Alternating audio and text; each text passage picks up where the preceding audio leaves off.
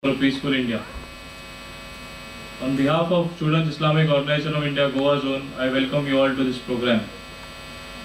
Students Voice for a Peaceful India, an initiative which started a few months back when Students Islamic Organization of India Goa Zone initiated and pondered upon a campaign to hold this campaign for 2 months and invite students community so that the message of peace and harmony is promoted in the campus. Students Islamic Organization of India is a national level students organization working among the student community for education excellence and promoting moral development of the student community. For the last 12-13 years, we have been working among the students in the Goan campuses, and we have been having many campaigns, seminars, lectures, symposiums to promote our cause. The mission of Students Islamic Organization of India is to prepare students and youth for the reconstruction of the society in the light of divine guidance. A few of the campaigns which I would like to mention before you is the Students Festival, which we conducted in 2012, where we provided a platform to the students to promote their talents in an ethical environment. We also had a campaign on de-addicting Goa last year, where we gave the message to the students that the ill effects of alcohol, drugs, gambling, etc. are detrimental to the student community and it should be avoided, and Goa should be de-addicted from this problem. This year, when we saw in the news the Uttarakhand floods which had devastated Uttarakhand, we invited the student community and made them aware of what was happening in Uttarakhand, and we promoted a collection drive where students contributed whatever they could, and the same amount was used for the Uttarakhand relief work. So similarly, we had this campaign on peace and harmony, and we had various activities to promote our campaign. We had class presentations where we presented this lecture in many of the colleges and higher secondaries, and apart from that we had this peace and harmony exam. When we thought about this campaign, we were unaware of what the response from student community might have, but we were very overwhelmed and we got a surprise feedback from the student community. More than 600 students had registered for our exam and more than 400 students answered the exam.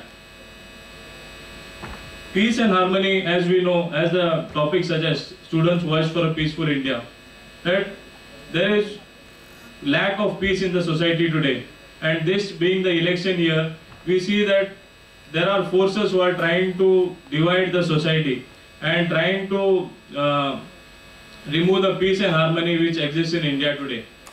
If we see earlier, the British used the same policy of divide and rule to divide the Hindus and Muslims in India.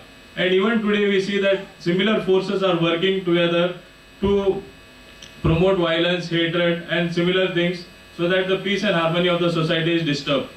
SIO pondered upon an initiative that though we have different beliefs, we practice our faith differently, but that should not be the basis of hatred and violence in the society. The religions, we know that is a force which brings us together, but same religion today is being misused to promote violence and communalism. So SIO Goa thought it fit to the student community, because the student community, they are not aware of all this and they fall to the rumors. So if we understand each other better, if we understand each other's faith better, we are in a better we can neglect all the rumors and we can understand each other, and mutual respect is promoted among us. So this was the objective for which we started this campaign, and we got a good response from the student community, and we expect the student community to support us in all our causes which we are doing, so that the mission of SIO, which is to promote students and youth for the reconstruction of the society, is achieved. I thank you all once again for the support you all have given us. Thank you.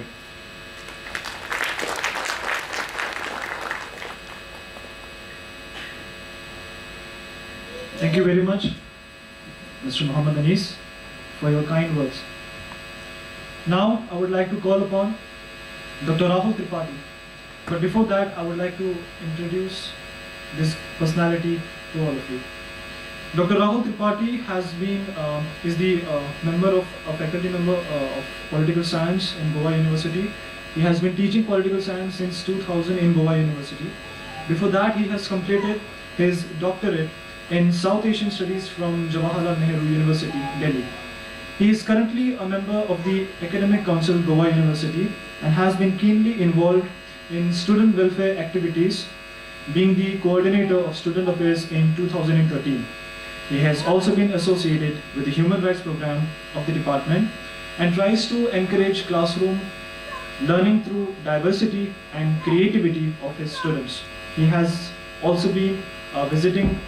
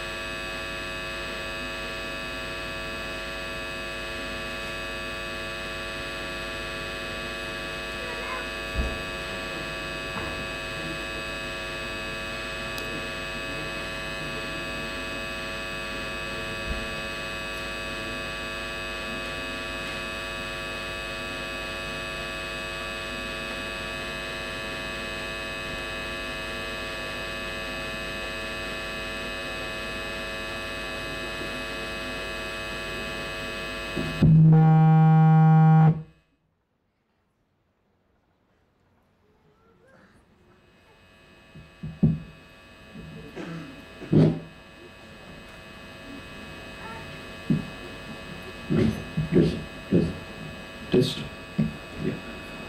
Very sorry for this due to some technical reasons. He has also been a visiting professor to College of International Relations, Nihon University, Japan. Now I would like to call upon Dr. Rahul Tripathi, an exemplary personality of this state. Mr. Rahul Tripathi. Please give a big round of applause.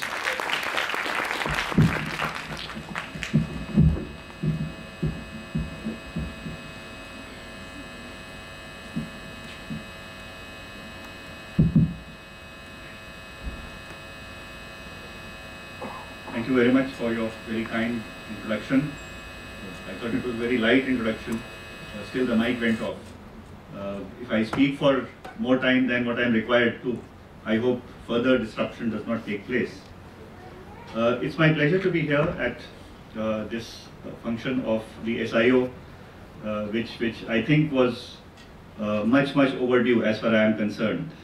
The coordinators have been in touch with me for almost last couple of years. They would invite me for their various functions, but then because of some commitment or the other, I could not really make it. So this time when I suddenly received a call a couple of days back, and since the function happened to be on a Sunday, I felt that I should not miss it this time. Having said that, again, I would say that my presence at this occasion is more incidental. I mean, I am a teacher of political science, and when you look at political science as a subject, the first impression that comes across is that, well, with regard to politics in the country, there is so much of a negativity around that if you are teaching political science, what will you be teaching apart from the negative spirit that is pervading throughout? Corruption, communalism, casteism. And therefore the students often share this with us, that when we go out and tell others that we are students of MA in political science, the first reaction that comes from the layman is that, oh, you are studying political science, then you must be doing politics. Now, we in the department, through our various activities, programs, interactions, and the way we link up with the larger society, try to dispel that impression that politics and political science is not about just the negative dimension of politics. There is a very strong liberating influence of politics also, which can bring in a change, provided we have our hearts and minds in the right place.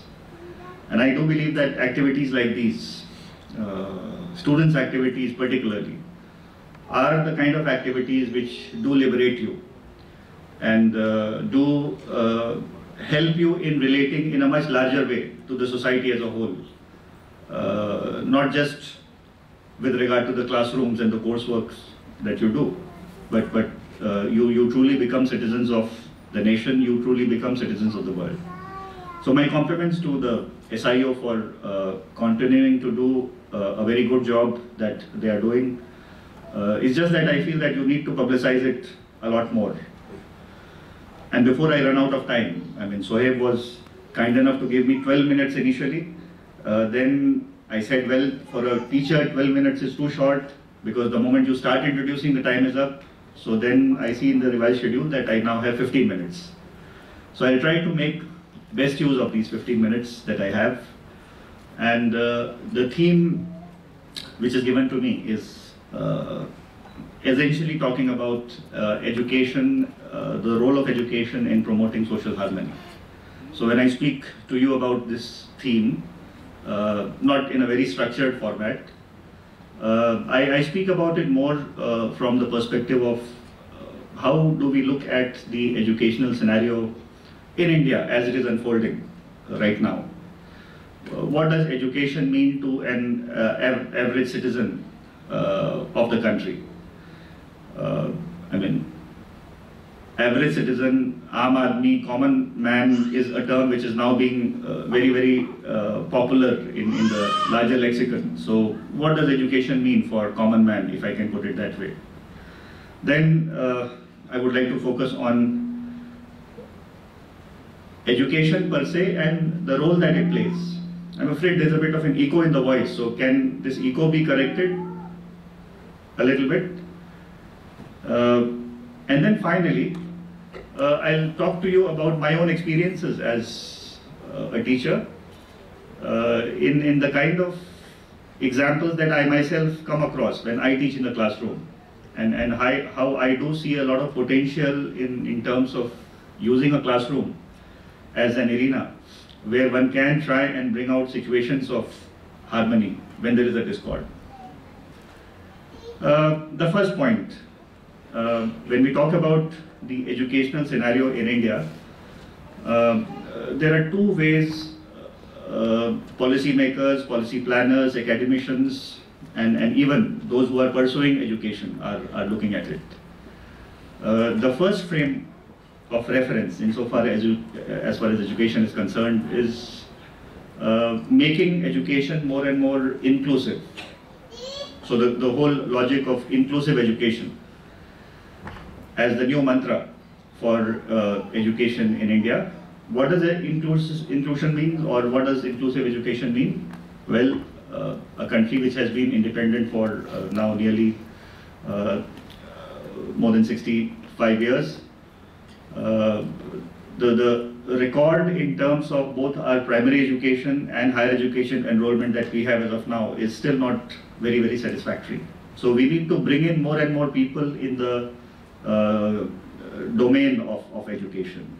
Providing access to more and more people insofar as education is concerned is a very important thing. bring in people who have been left out traditionally. How do you do that? By making sure that you spread education far and wide, you open educational institutions, and in circumstances where you feel that people have been left out because of a particular economic background, because of a particular social background, you create conditions of positive discrimination. So it could be reservations, it could be opening institutions which cater to specific needs. So that has been the first level at which the emphasis has been as far as education in India in the last, I would say, a decade is concerned. The University Grants Commission, which is the nodal body as far as higher education in India is concerned, has used inclusive education as its larger thematic. At the grassroots level, again, the logic of inclusive education begins by passing acts like Right to Education, making sure that primary education reaches in the deepest pockets of the society, in the margins of the areas. So that's one level. At the other level where education is being talked about now more and more is in terms of achieving excellence in education. So while the first level is more to do with the horizontal spread, the second level is to be seen more as something that leads to higher and higher accomplishment in terms of education standards are concerned. Now, how does one do that? And in that sense, India has had relatively successful examples in terms of excellence. We have had excellent institutions of higher learning. I mean, till recently we used to say that only the IITs and the IIMs are the best in the country, so they produce leaders who go on to lead the entire world, whether it is global corporations, multilateral organizations. And last week we all heard the news that the new chairman of the Microsoft is an Indian, and he's not a product of IIT or an IIM. He's a product of Manipal University, which at one point of time used to be regarded as one of the many private institutions of higher learning which are emerging, but nobody knew about their quality. So this means that if you stick to certain parameters of excellence, it's very much possible for you to achieve the best that exists in your field.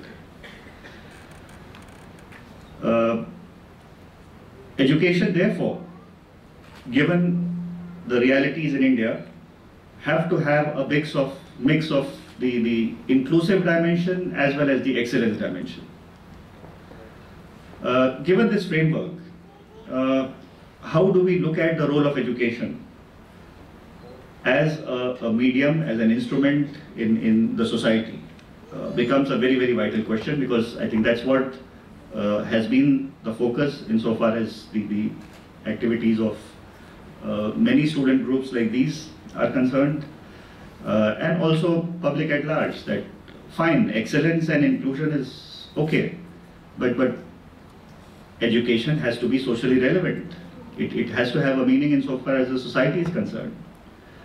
And I look at education as playing a very important role in the society by focusing on three dimensions, and each of these dimensions in many ways brings in the whole question of social harmony, which we are interested in today. First and the foremost, education is an enhancer. If you become educated, certainly your capacities to know and understand the world increases many times over. You understand the complexities of the world. You understand the nuances of what it needs to make the world a better place to live in. You understand the compulsions, complications of a democratic society, which a person who is not educated would not be in a position to do. Also, once you get educated, you do become aware and conscious of how important the other is. In the brief introduction, I wanted this thing to be stated that I have tried my best in whatever little experience I have had in teaching to try and look at the kind of diversity which exists in a classroom and make that diversity as the best learning experience for the batch itself.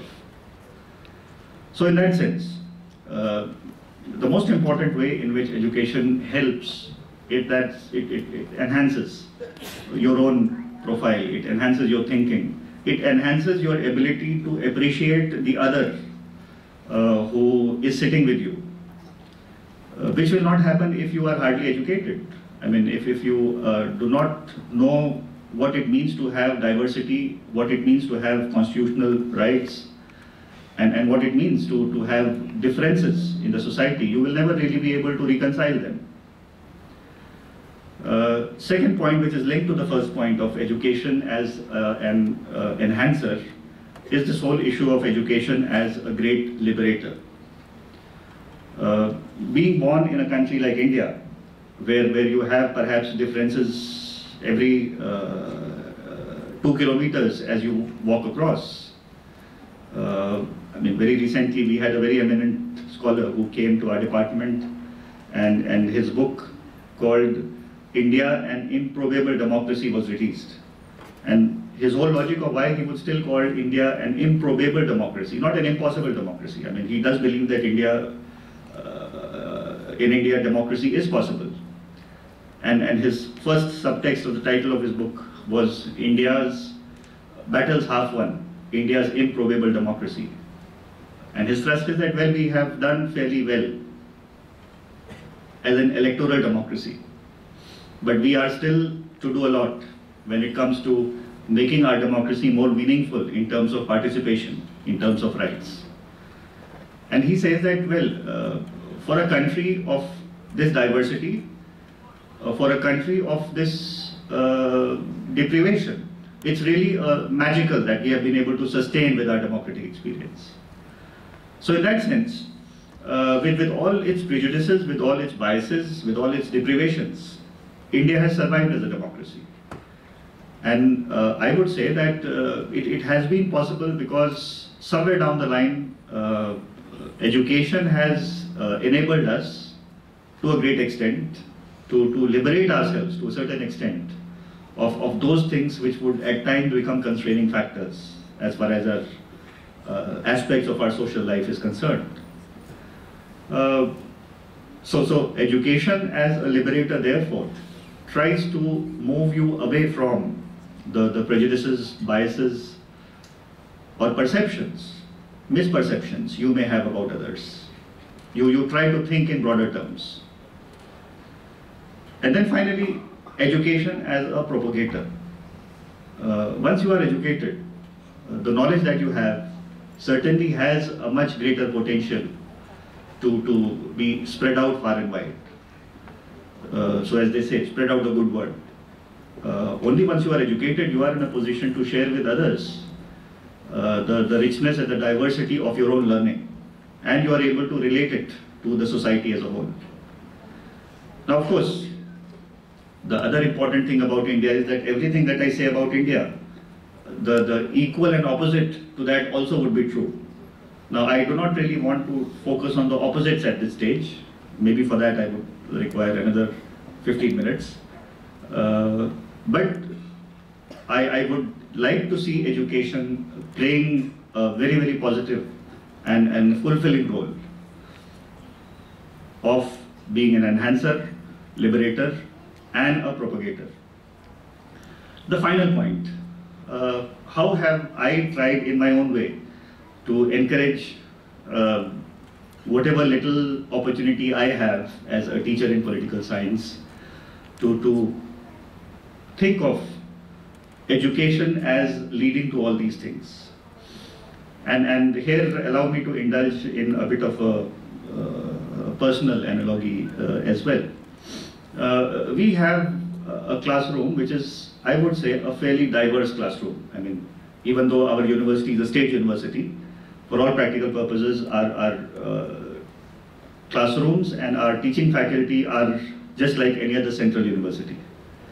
So in our class, we have students who come from, of course, Goa. Majority of our students are from Goa, partly from urban centers, but majority who come from the rural areas in Goa.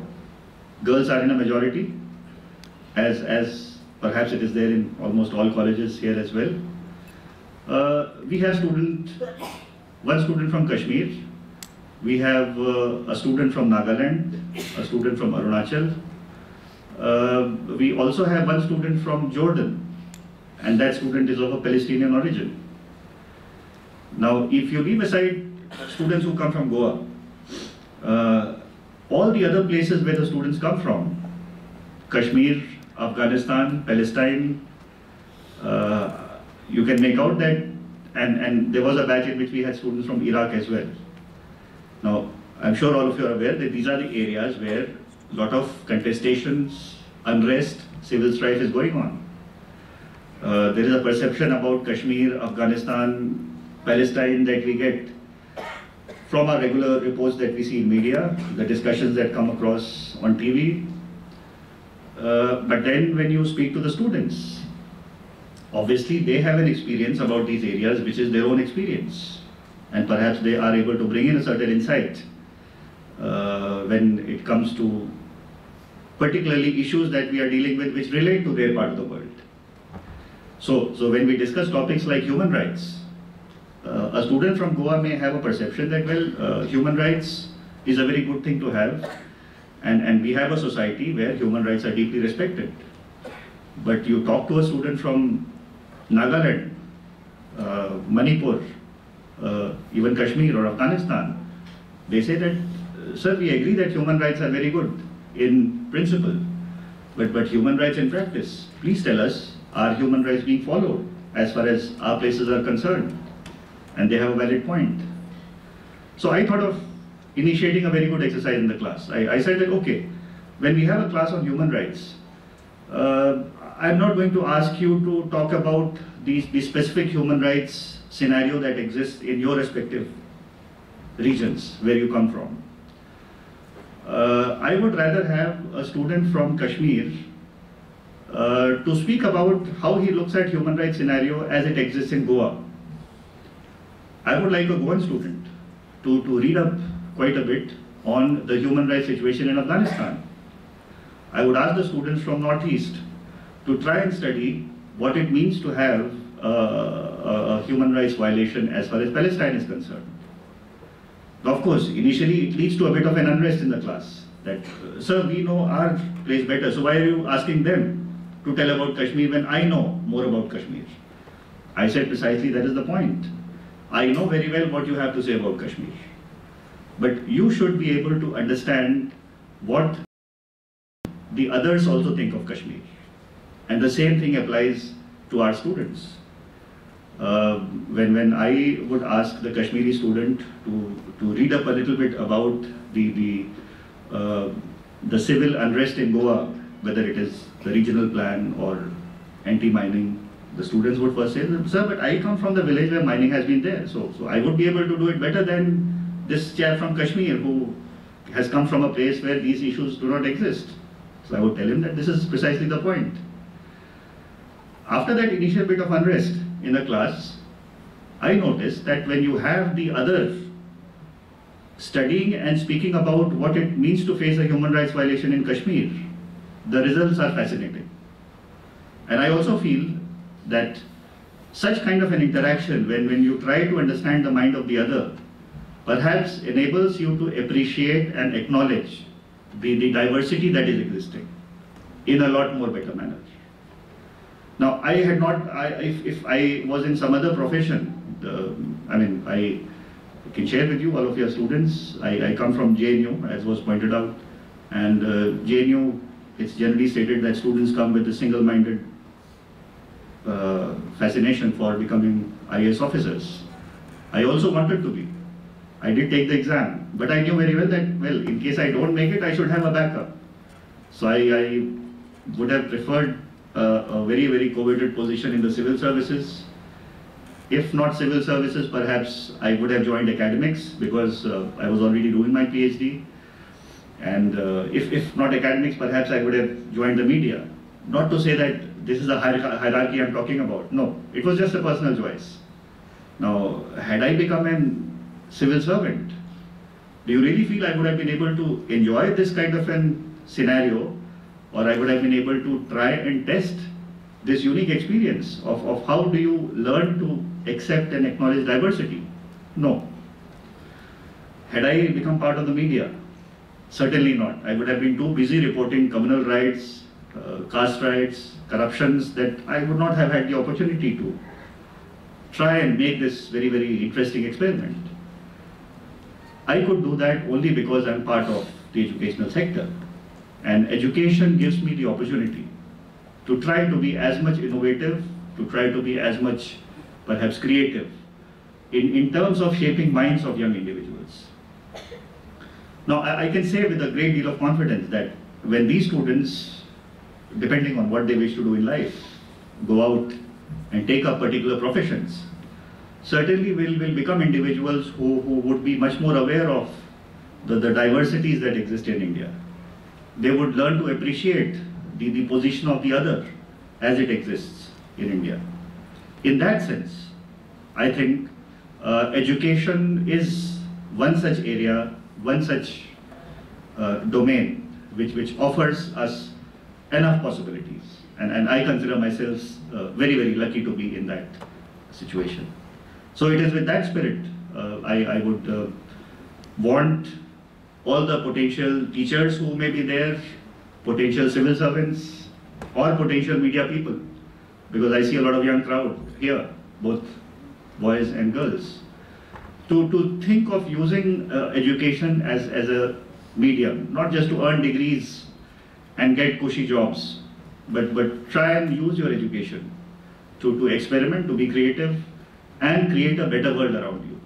And once you are able to do that, I think the thematic that you have in mind here, that how do you achieve social harmony, I think that will become a reality. So again, my thanks to the organizers for calling me. I hope I have justified my 15 minutes as far as this gathering is concerned. Thank you very much.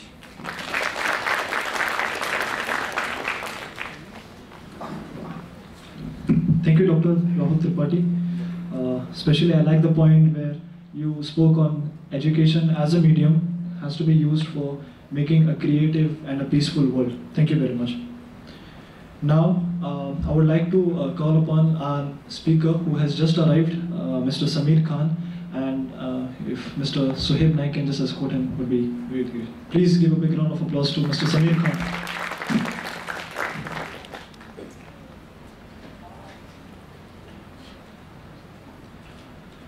I would also like to call upon the State President of Jammu. Well, I guess the mic is creating a lot of problems today.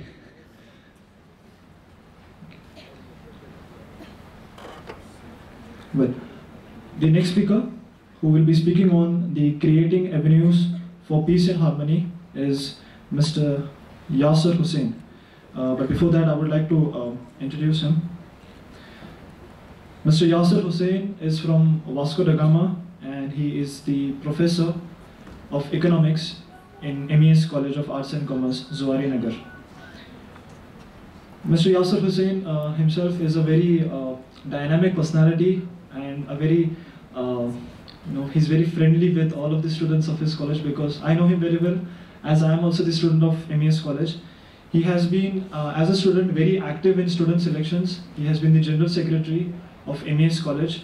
He has done his Masters in Economics from Goa University. So, without wasting any more time, so you be an exemplary personality and also be friendly to all the students.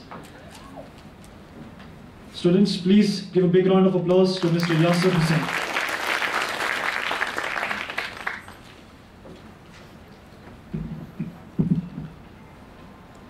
Bismillah ar-Rahman ar-Rahim. In the name of Allah, the most gracious, most merciful. Thank you, Asad, for that overwhelming introduction, in fact. Without further ado, we've got about 12 minutes for me to convey a message. I hope not to your ear, but to your hearts, and I shall try my best to do so. Creating avenues for peace and harmony. This is a topic that I'm going to talk to you about. Avenues, peace, harmony. Let's come to avenues in a bit. Let's first discuss what peace and harmony actually means to us. To me, as a common man, just like us, I was a student a couple of years back. For me, peace means being at ease. Ease with myself, with my surrounding, with my existence, and the fact that I shall and I might have a future. Coming to harmony. Harmony means to live in agreement. It is to tune our lives to those around us and the society so we live in. For this to happen, it is required of us that we be conscious of the hopes and needs that surround us, to be flexible in our own courses of action that we choose. This requires us, every single one of us, to set aside our personal gains and put before us and nurture the society in a way that we ought to. Harmony and peace go in hand. If we achieve one of either, the next will follow.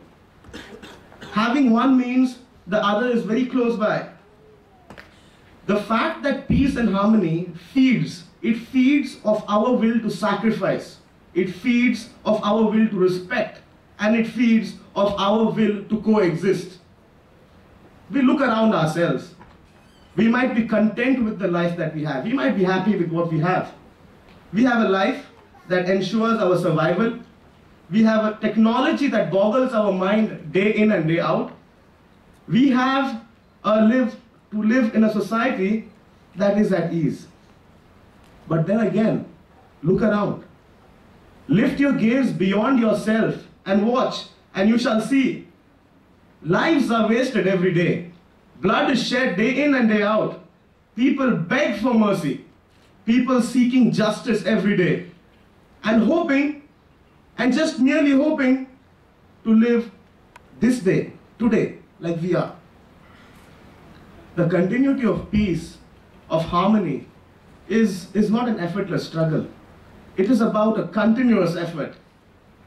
It is about being responsible for future generations, to give them, not because we owe it to them, but because we owe it to ourselves.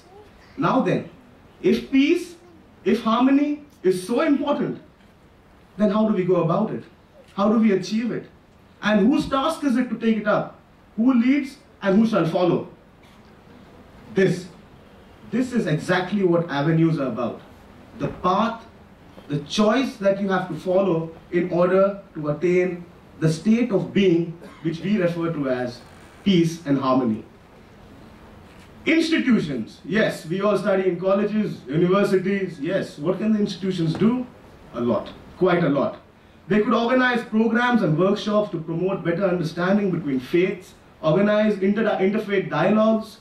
They could avoid bias in matters of caste, creeds, and religious festivities. You could form a healthier understanding between students of different religions by forming collective student bodies to tackle issues such as vices in society. We could ask our faculty to get accumulated with knowledge regarding religions of different faith and practices. Apart from educational institutions, the next role that I would assign is to educationalists. Educationalists have the task of performing various tasks. Of all of them, the most vital and important I consider is deciding the curriculum that I at one point and you at one point are going to study. And in this matter that we study, this curriculum, I find everything fine. I mean, it's capable of providing me with a good job. It's capable of me to earn my livelihood. But what I find missing in this curriculum is the study of my friend's religion, of my friend's caste, of how I ought to live my life in this world, with my friends, with my colleagues, with everybody around me in the society. We ought to develop a system of education which incorporates in itself the study of moral and ethical behavior, so that we may instill in our youth, when I say youth, I mean you and I, in our youth, the discipline, the tolerance, the respect to other disciplines of the society, and of all, the most important one, to value the dignity of another human being just as you value hers or his. And lastly, it is us. I say us because I too am a student, and I believe I'll be a student as long as I live. Students are the minds that ought to shape the tomorrow that we are going to live in. What could we do? We could study and understand the differences that we have among us and truly decide which differences really matter and get rid of the ones that are not to be incorporated in our lives. We could form forums for religious belief discussions. Now, when I say religion, you ought to believe that I'm talking about religion not because I think that religion is not something that we've got to talk about. I believe religion is something that is very important in our lives because it defines who we are. Now, the choice is not to get rid of religion. The choice here is to believe and understand what every religion says. And when you come down to whether you come down to the Bible or the Quran or you come down to the Gita, you have the same thing that is being told. But what changes the people's actions is their understanding of the books. And that is what we ought to change. The students can also make a platform where they can fight social vices. And when I come down finally, when I say students, when I say educational institutions, when I say educationalists, ultimately it is every one of us. Every single one of us is given a gift, a talent, and that is given to us by God Almighty. Use it to make a difference. If you have a pen, you ought to write. If you got a voice, you got to speak. Organize skits, organize street plays, do what the youth do best, that is make a difference. You see, wars, violence and hatred does not begin like we see it. It begins in the minds, in the hearts of people. It is these very places where the message of peace and harmony needs to be conveyed and needs to be engraved. This peace needs to have a power base. It needs to be based on reasoning, on intellect, and moral solidarity. To end with, I shall recite some verses that I have written for you all, and I hope you all understand what I'm trying to say through these verses. As a young boy, I was always told, no good goes unrewarded. No bad goes unpunished. No good comes from another's pain. No bad can give us that which we truly seek. We strive each day for a better tomorrow. Wrong or right, the path matters little today. In our efforts for a better tomorrow, we forget today may as well be all we have. Does it matter? Does anything matter at all? As long as we've lived a graceful life and die an honorable death? Because in the end, our return is inevitable to our Lord, your Lord and mine. We bind ourselves to laws that constantly need amends, though the law of our Lord is flawless. We boast of beautiful artifacts that our mind creates, though our Lord and His creations are far beyond our perception. We seek knowledge from amidst the stars and the moon, though they merely run their courses at the will of our Lord. We seek peace from pleasing our desires, though peace lies only in the remembrance of our Lord. The Lord of the worlds, the Lord of the Master of the day of judgment, your Lord and mine.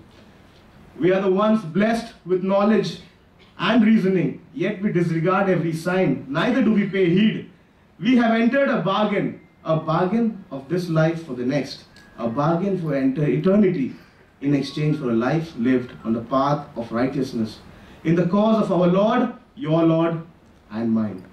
My question to you before I leave this place is, if the nature with all its complexities and all its fantasies, the clouds, the birds, the way the river flows, our human bodies itself, if all this can coexist with 100 times more complexities than us human beings, why can't we?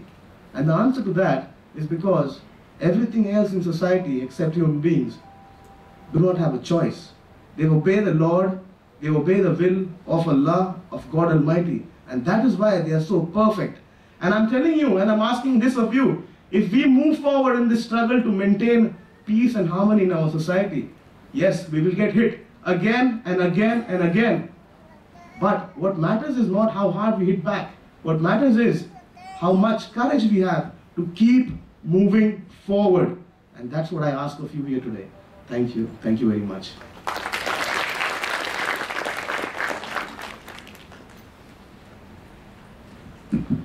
Thank you very much, Mr. Yasir Hussain.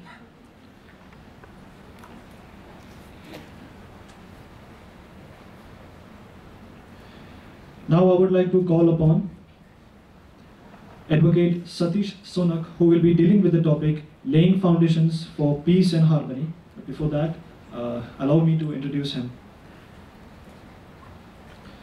Advocate Satish Sonak is basically advocate in his profession. He is also a social activist. He is also the convener of All Goa Students Union. Few of his achievements is his agitation on the 50% bus concession and also creating the Goa University. He has led the campaign India Against Corruption movement in Goa. He is also the president of Goa People's Forum. He regularly writes social issues, addressing social issues through media, and he is a great believer of secularism. Now I would like to call upon Advocate Satish Sonak to address the students.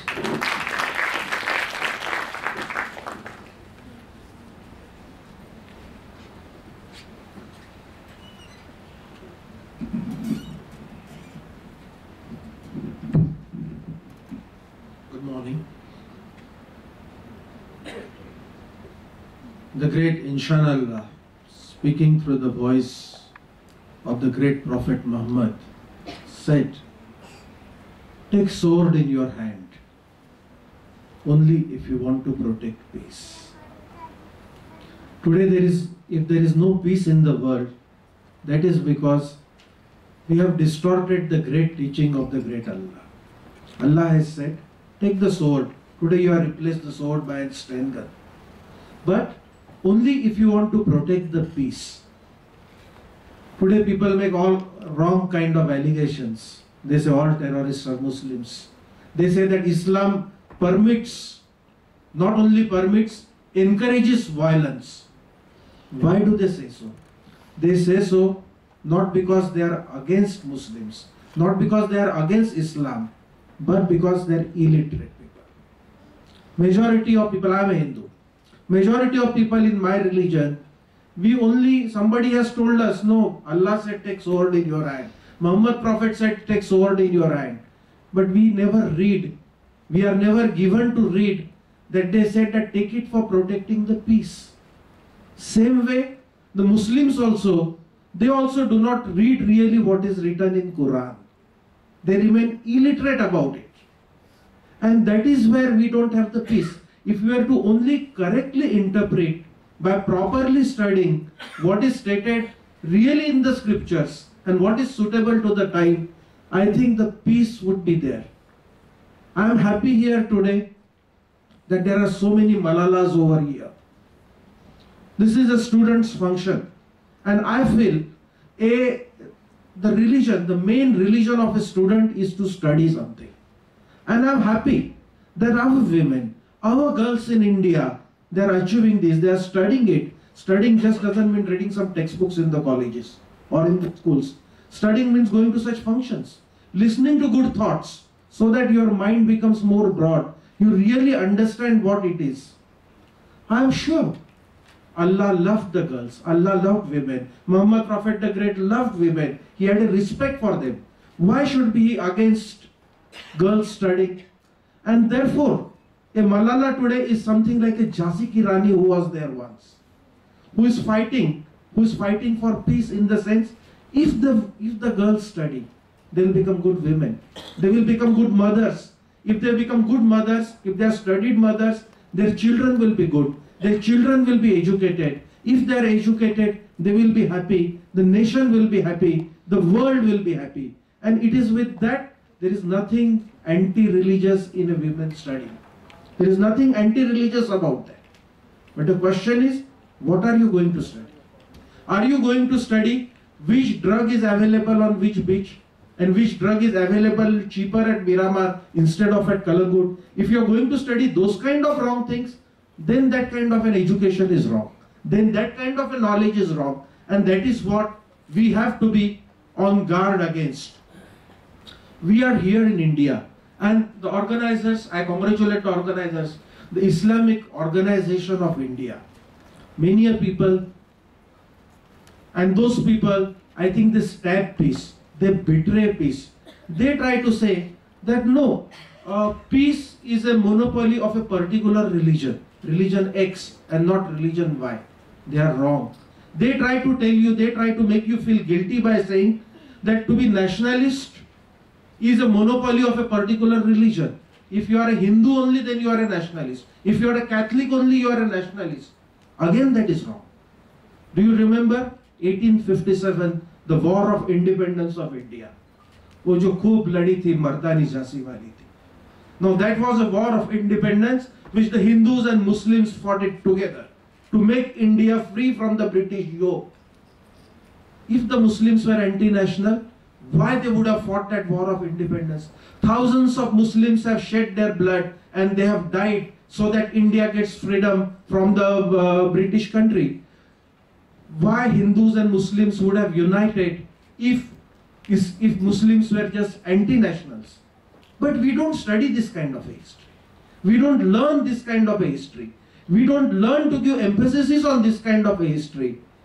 Instead, if you are only taught to hate each other, that no, this king killed that king, this king kidnapped the queen of that particular religion, then you are bound to hate each other. Instead, let us try to remember some good things, then the peace will come.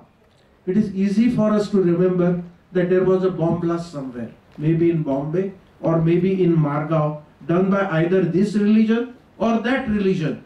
But when we remember those things, why don't we also remember good things like, I think last year one of the President Awards went to a Muslim who donated his kidney to his Hindu neighbor. Now these are the things where India will survive. These are the things because of which peace will come. The media has to do enough to propagate this kind of a thing. That more than the hatred, yes, there is a hatred, let us accept the fact. But more than the hatred that is there is a love also. India has survived because of that love. India has survived because of that cooperation, and that is the legacy that we have to carry on forward. There are bad people in every religion. There are idiots in Hindus, there are idiots in Muslims. There are anti-national people in Muslims, there are anti-national people in Hindus and Catholics also. That is not monopoly of any one particular religion. But there are good people, there are better people, and there are best people in all these religions. Why can't all these people unite?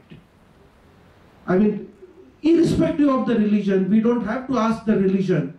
This student Islamic organization, I was very happy to listen here today that they organized a flood relief drive for the Uttarakhand when the flood came, when the national tragedy struck, when people were dying because of floods in Uttarakhand and Uttarakhand, they started collecting monies all over India. Or in Goa, they did not ask whether the person who was dying in Uttarakhand was a Hindu or a Catholic. They did not ask whether the person who was drowning, what was his religion. Despite all that, they collected the money. I think it is this kind of things that the peace will come if only these things happen. You want to have peace and harmony, really. Some 300-400 years ago, a tourist came down. He came to Goa also and he came to India also. He went everywhere in India. And he said there is so much conflict everywhere. People are fighting. There is a lot of noise. The only peace he said he found was when he went to a cemetery, where there was a silence of the grave. There was no disturbance. Now, do you want that kind of a peace? I'm sure you do not want that kind of a peace. You want a peace which is for the living people. You do not want silence of the grave. Therefore, we are emphasizing on the voice of the student community. The voice of student community has to be so strong. It has to be so loud. Doesn't matter if it disturbs and distracts the silence. But it has to talk for good things which will achieve the peace. Friends, I would like to say that life is like an empty canvas. You have seen no artist painting on a canvas board. God gives you life like an empty canvas. Now you have a choice. You can either paint peace and harmony by using colors of cooperation on that canvas. The empty canvas is given to you. And you have a choice. Use cooperation, the colors of cooperation. Or you can paint wars and destruction also by using colors of conflict and just competition. Now that choice is yours. You have to make a choice if you want to achieve the peace. Friends, now what we need, the best thing that is required, we don't have peace here because we don't have a cooperation. There is no cooperation between two brothers. There is no cooperation between husband and wife. There is no cooperation between two states like Goa and Karnataka. We are fighting over waters. There is no cooperation between two neighboring states like India and Pakistan. We are fighting about Kashmir. There is no cooperation between different castes. So the basic thing that is required is a unity. By unity, it doesn't mean we all have to stay in one house, but we have to at least learn to cooperate with each other. And because we don't have, I was talking of the castes. Yes, I have last 3 minutes and I will just take up this caste issue. Now, what is it that you are having on the caste scenario today? You have caste and the religious scenario. You have honor killings today. Because some girl from one caste marries boys from another caste, the parents kill her.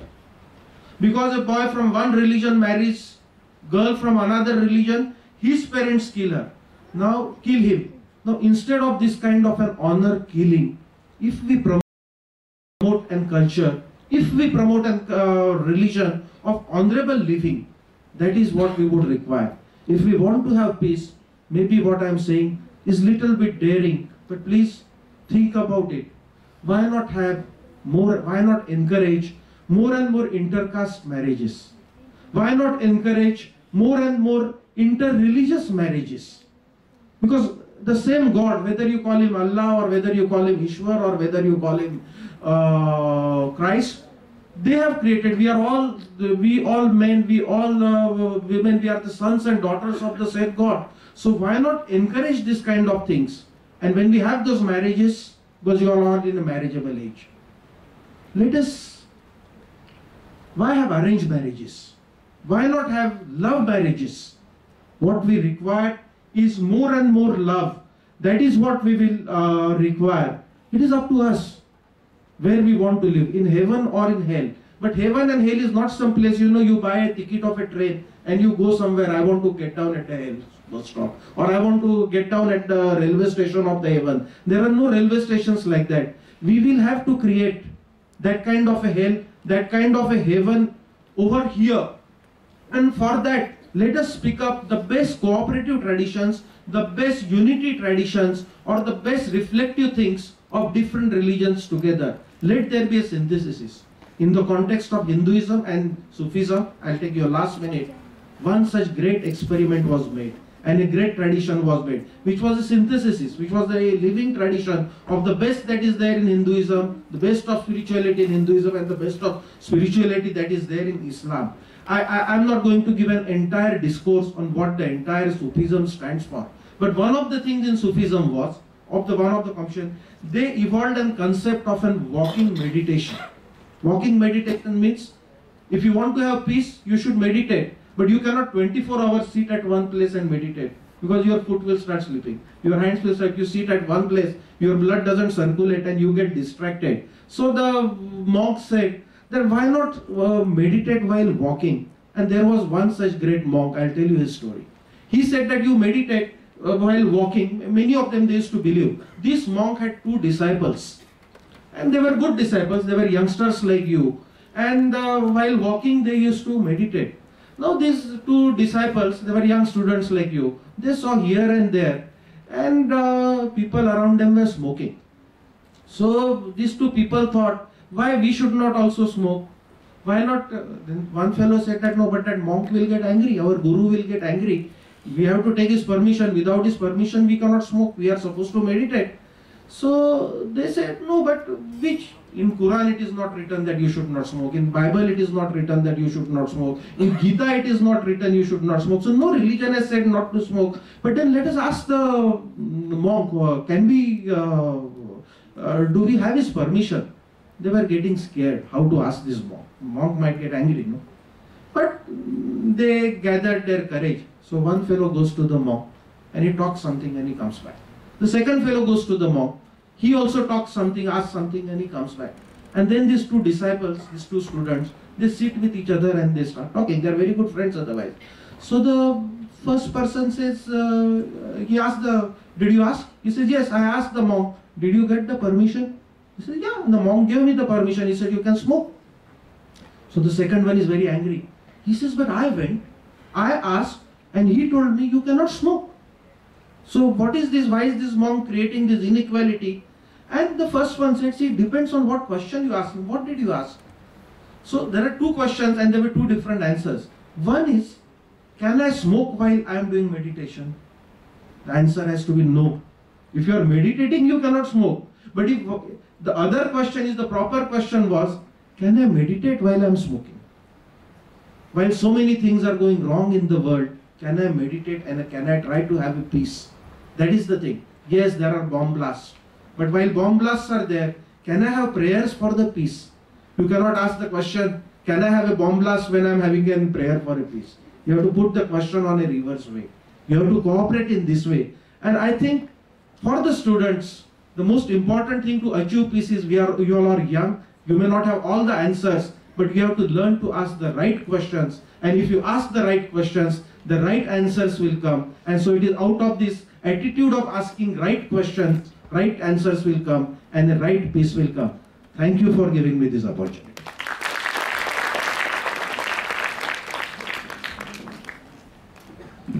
Thanks a lot, sir, for your kind words. Mr. Amitabh Dasgupta has just arrived, and I would like Mr. Mohsin Ahmed to please escort him to the dais. Please give him a big round of applause.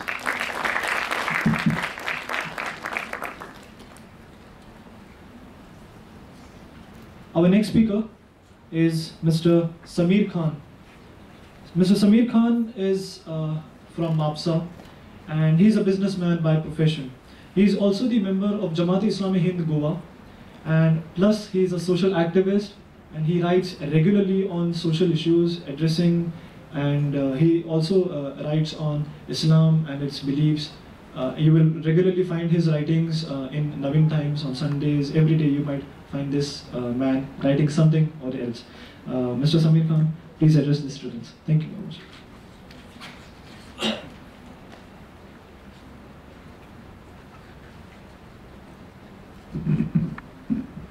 Bismillah ar-Rahman ar-Rahim.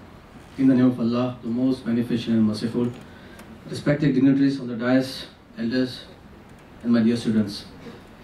Assalamu alaikum wa rahmatullahi wa barakatuhu. Peace and blessing of Almighty Allah be upon you all.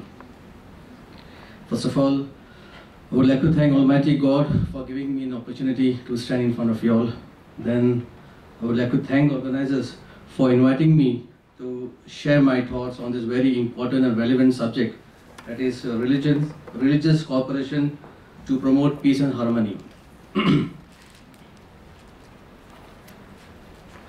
As we all know that we are living in a society which has a lot of diversity. We find people who are professing different religions. We find people who are following different traditions and cultures and speaking different languages.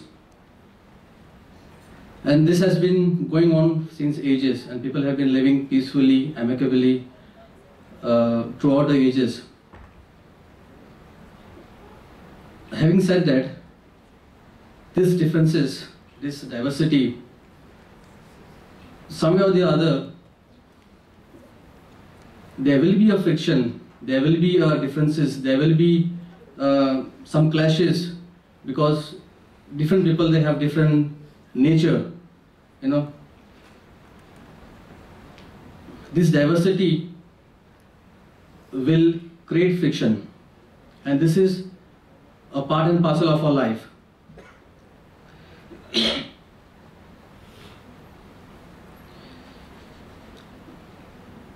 Take for example, in my house, if I don't respect my relatives, why they will respect me? When we come out of the house, our immediate contact is our neighbors. If we don't love our neighbors, if we don't respect them, why will they respect me? Why will they love me? If I don't love my other state, why they will love my state? If I don't love other countries, why other country will love my country? The problem is that this diversity is a part and parcel of our life. We cannot remove this thing. We have to accept this fact that we have to live our life with this diversity. And we cannot change this also. It's very difficult to change. we cannot change people's taste, we cannot change people's culture, we cannot change people's religion. It's a very difficult thing.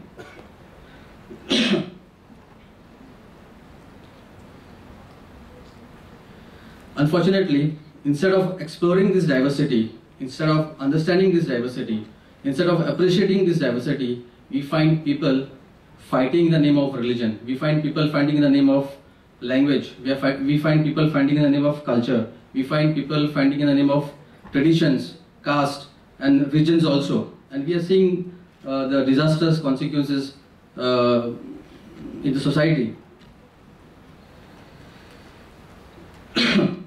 Now the big question is that how can we restore peace? How can we try to regain tranquility and harmony in a society when there is so much of disturbances and chaos, and where greed, selfishness, and material wealth has taken its roots in our life? What has man does? He has done in this direction. He has started legislating laws to address this issue, and we have seen also the disastrous consequences of these laws. When man has tried to address one issue, we find another issue coming on top, and this has been going since ages.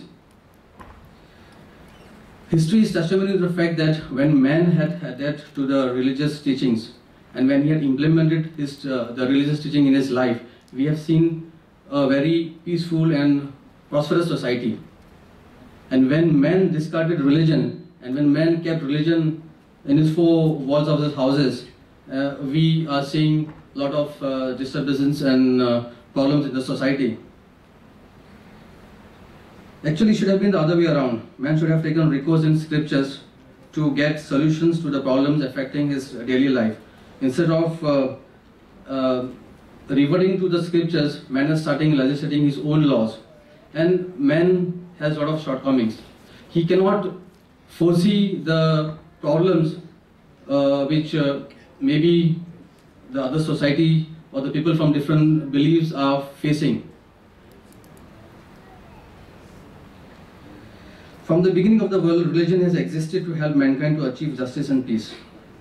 And when we talk about religion, all the major religion teaches mankind to believe in one God, to believe in the holy books, and to believe in the life after death. This concept you'll find in all the religions. The moral principles and values contained in these various scriptures are essential factors for eradication of greed and hatred, which forms the root cause of various conflicts. No religion teaches to hate others. On the contrary, we find many verses in the various scriptures which exhort mankind to love others with the sole purpose to seek God's pleasure. One of the main aims of religion is to promote justice. Justice is one of the main pillars of peace. This both justice and peace are both inseparable. We cannot envisage a peaceful and harmonious society without justice. There cannot be progress and prosperity either for an individual or in society if there is injustice around. Even though when we are practicing different religion, worshipping different gods and following different scriptures, we find lots of similarities in its teachings. What is required is some joint efforts by enlightened people of all the religion to come together on common platform to discuss and promote peace and harmony. The question is, how can we come together? One of the biggest problems is that we ourselves don't know what our teachings are. We are considered as the most religious country in the world. But unfortunately, we ourselves, we don't know what are the beliefs of my religion, what are the teachings of my religion, what the scriptures tell me to do, and what I am supposed to do in this world. These answers which we are supposed to get from the religion, we don't try to understand these things. These are the basic questions that from where I have come, what I am supposed to do in this world, what is my role in this world, and where I will be going, and what will be my consequences after I depart from this world. These questions nobody asks. We celebrate festivals. Festivals come and it goes. We never try to find out what are the true essence of the festivals, be it Chaturthi, be it Diwali, be it fasting in the month of Ramzan, or be it Christmas. We find people, celebrating all these festivals, but never they remove time to find the true essence of the festival. What does the festival demand from them? What changes the festival wants in them? When we celebrate a festival, afterwards we forget. We don't have time to reflect on that what the festival demands from us, what we are supposed to do, what changes we are supposed to bring in our lives and in the lives of others.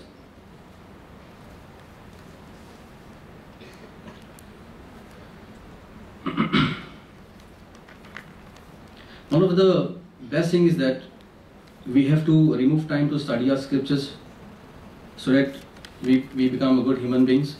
And the second thing is that we also should remove time to study scriptures of other faith also.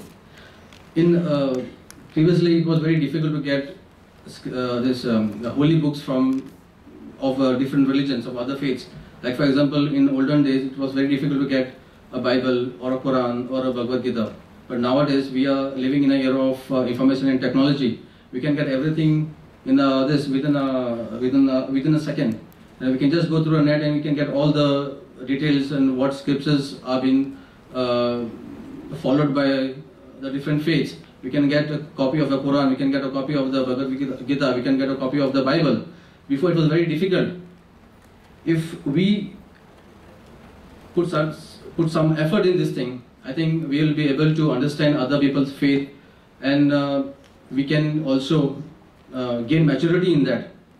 And the people who are sitting to take mileage from this, there are people who are trying to divide the society in the name of religion, in the name of faith. They will not get an opportunity, because what happens is that when you don't remain ignorant, when you study the scriptures, you will be well aware with the teachings of the other faith. Nobody will take you for a ride. Nobody will mislead you. Nobody will misguide you. There are so many people who are reaping a lot of benefits because of this ignorance of us.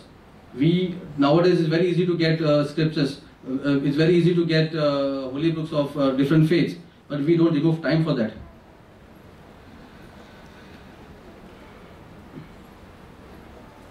The other thing is that we should try to organize some interfaith dialogues. What is the meaning of interfaith dialogue? When we invite people from different faith, come on, let's sit together and we'll discuss some issues which are affecting the mankind. Let's see what is there in your scriptures. Let me also share some points which are there in my scriptures, and we can sit together and discuss how to address these issues. There are so many issues which are affecting the mankind. Today mankind is so much bombarded with so many issues that he doesn't have time to think. So we should remove some time to sit together with people from different faith, discuss issues and remove some ways and solutions to address the issues faced by mankind.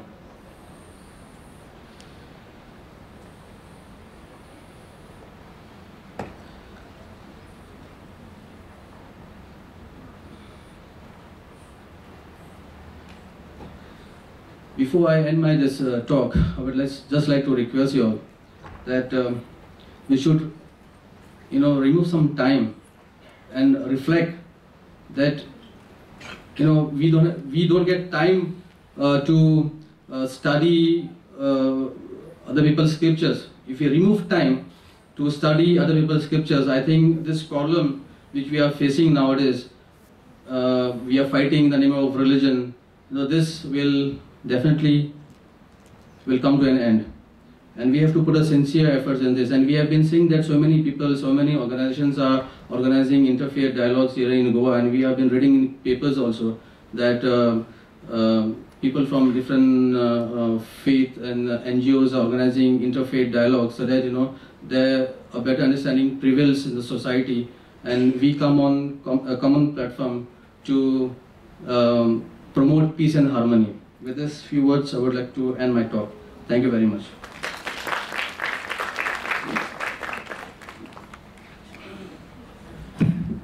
Thank you very much, Mr. Samir, who has stressed very much on reading scriptures and try to understand other faiths also. Now I would like to call upon Professor Amitabh Dasgupta. Just a few, I'll just introduce him. Professor Amitabh Dasgupta basically is a journalist, and he started as a marketing professional and then got into journalism purely by chance and chose to make it as a career. His first stint was as a sub-editor and reporter with an English language newspaper in central India, where he worked for 5 years. Thereafter, he worked for Times of India, where he worked for more than 10 years, beginning with a unique project to create city-based supplement in Times of India, and he also specialized in defense and disaster reporter. Currently, he is the resident editor and publisher and printer of the Gomantak Times and the Gomantak Times Weekender. He is the visiting faculty member to several academic and professional institutes. Ladies and gentlemen, please give a big round of applause to this great acclaimed journalist, Mr. Amitabh Dasgupta.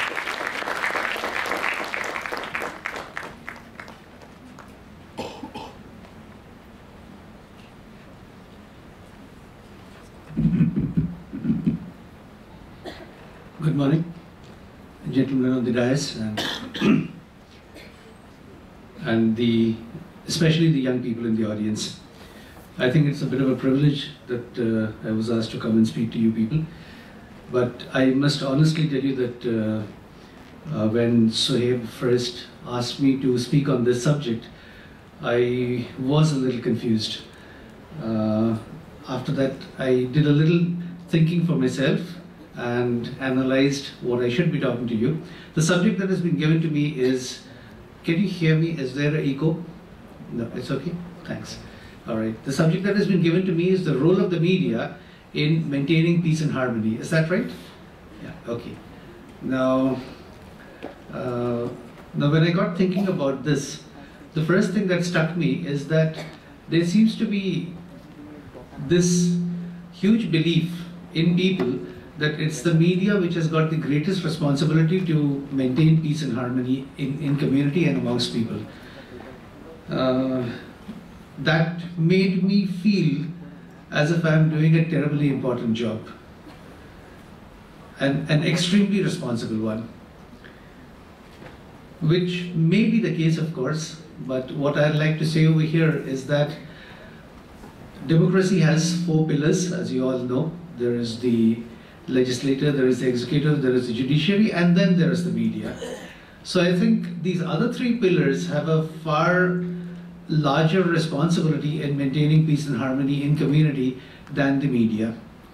Because the media is neither police, nor judge, nor jury. The media does not sit on judgment. The media should not sit on judgment.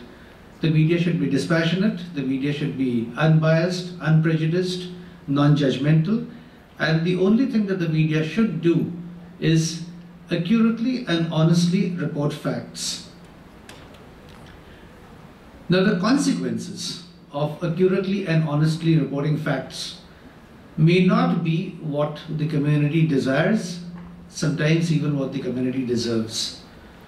Now, quite often it is seen that the media very accurately, very honestly reports an incident. The consequence is destruction of peace, communal riots, and generally chaos and disturbance. Now, can the media really be held responsible for that? हमने तो हमारा काम किया. We have accurately and honestly reported something that has happened, which is our job. And thereafter, if something goes wrong, can the media really be held responsible? I don't know what you people think as readers, as consumers of the media, but let me share with you, as an editor of a newspaper and having been an editor for the last almost about how many years now? About 7 or 8 years now. I've also when my profile was being read out, I think it was not mentioned that I've also been into academics. I was the head of the Department of Journalism in the Symbiosis Institute in Pune for almost about 7 years. So I've been in the industry, I've also been in academics. And it gave me a huge opportunity, those 7 years in academics, to have a look at the media from an observer viewpoint. And that has stood me in good stead. What I personally believe, and I think a lot of other editors and a lot of other journalists like me also believe, that ये जो मैं पहले कह रहा था, that the role and responsibility of the media is to report honestly, is to report accurately, and that finishes our job. Now that can't be. आज के ज़माने में to just say that my job is to report and मेरा काम हो गया, इसके आगे मेरी कोई रिस्पॉन्सिबिलिटी नहीं है, इसके आगे मैं किसी चीज़ का जिम्मा नहीं लेना चाहता हूँ, लेना भी नहीं चाहिए. I think that period is over. I think we have come to, society matures, and we have come to a stage where the media has to take responsibility for some of its actions. The examples that I would like to give you are extremely disturbing examples. The first example that comes to my mind is what happened during the demolition of the Babri Masjid. One of the leaders of a Hindutva organization, I would like to name him, went on record saying कि अगर हमको रोका जाता है तो यहाँ दंगे होंगे. What he meant to say is that if we are stopped, there will be riots. The media reported him as saying that if we are stopped, there will be communal riots. Now that is not what he said. The media got it wrong. In fact, the media misreported. And that, as you all know, led to a lot of chaos, confusion, and literally death and destruction. What happened should not have happened. Definitely, the media was to blame at that point of time for a small mistake that created, a huge repercussion. The other example that I recall is the kind of thing that happened during the riots in Gujarat, the Godhra riots, the follow-up to the Godhra riots. Now there were newspapers that I was in Gujarat at that point of time. I was covering it, and there was a word that I used to constantly hear over there, and this was called as bhadkao reporting. And I actually saw it with my own eyes. The kind of reporting that was being done specifically, I don't want to take names, by 2 or 3 particular newspapers over there, definitely aggravated feelings. I saw pictures of dead bodies printed in the newspaper which could not be identified. Either the forensic department identifies it or the police identify these bodies. It is not possible for a journalist to identify these bodies were burned, charred beyond recognition. It was not possible to identify, look at the bodies and say that this body is that of a Hindu or a Muslim. Despite that, these newspapers were reporting that a particular community killed these people from a particular community. Now this was, I think this is criminal kind of reporting. This should not be happening. I can give you a lot of examples of this kind of thing having happened, of course. One of the latest examples, of course, is the kind of thing that happened in Mumbai, and this does not contain, this is not to do with the print media, this is to do with the broadcast media. The kind of television reporting that was happening during the attack by those 10 Fidains, the Mumbai terror attack as it is called.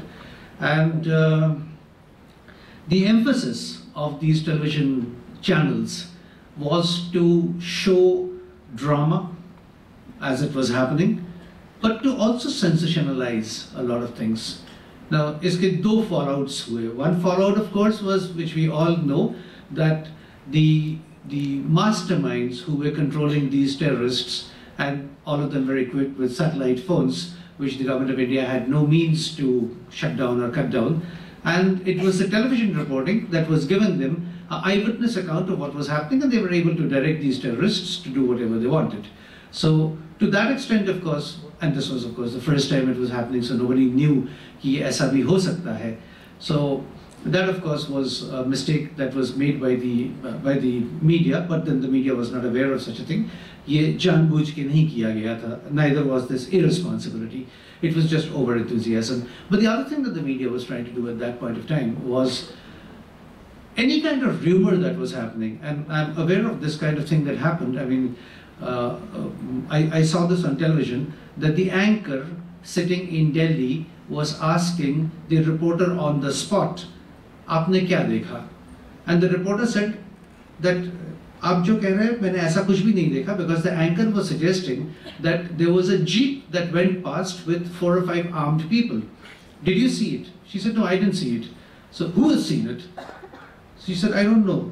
And she was asked that, ask people if anybody's seen it. And when you do that kind of thing, you ask people on the road.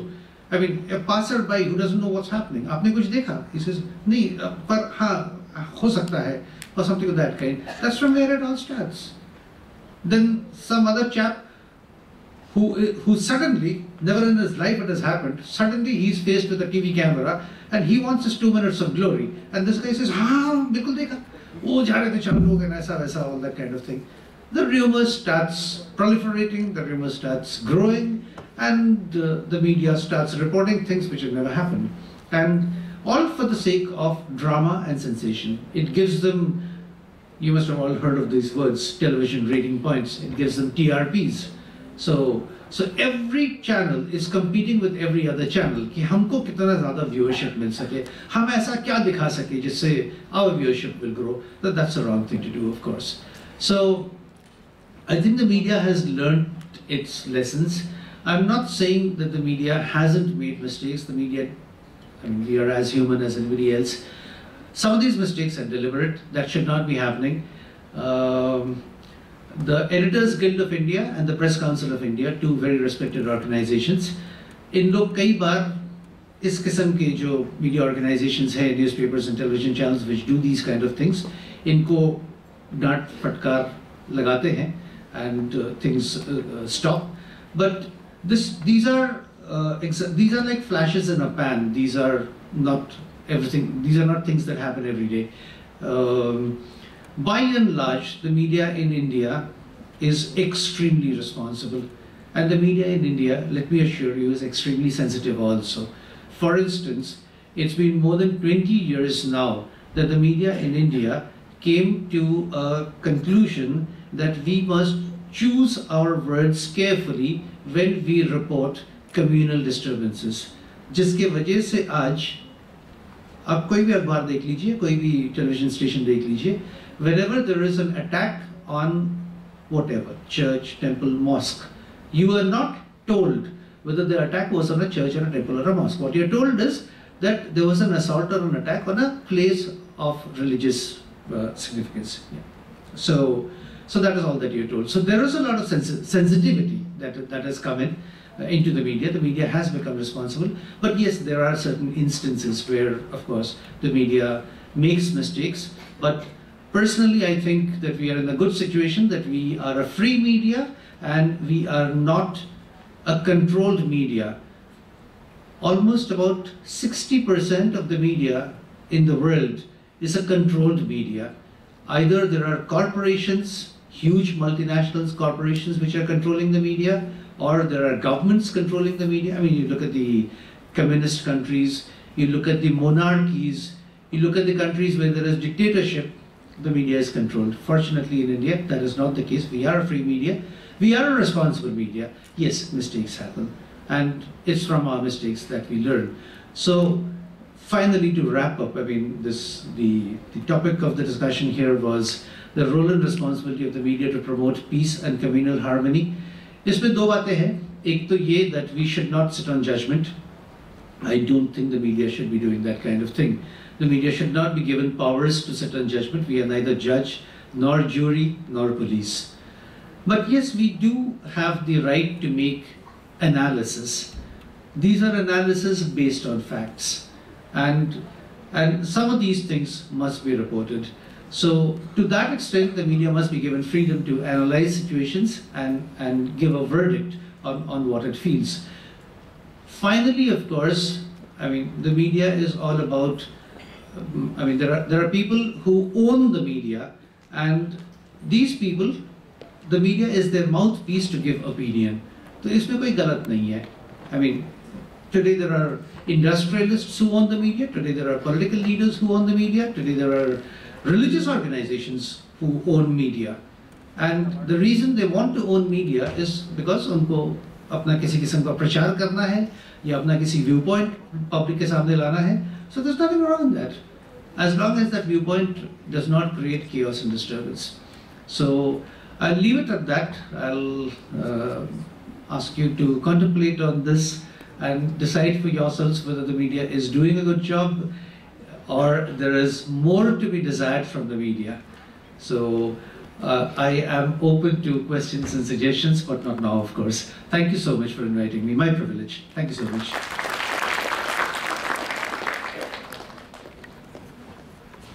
Thank you very much.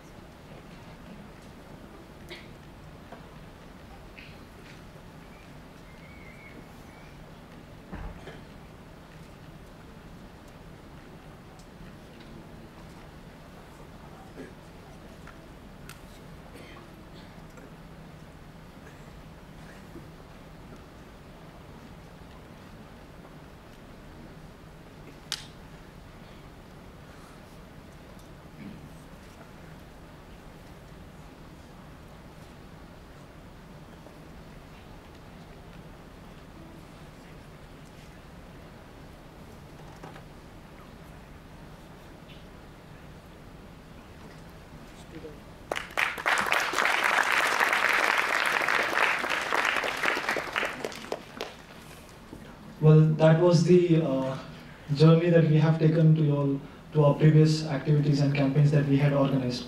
I would like to call upon all the guest speakers to please take your respective places.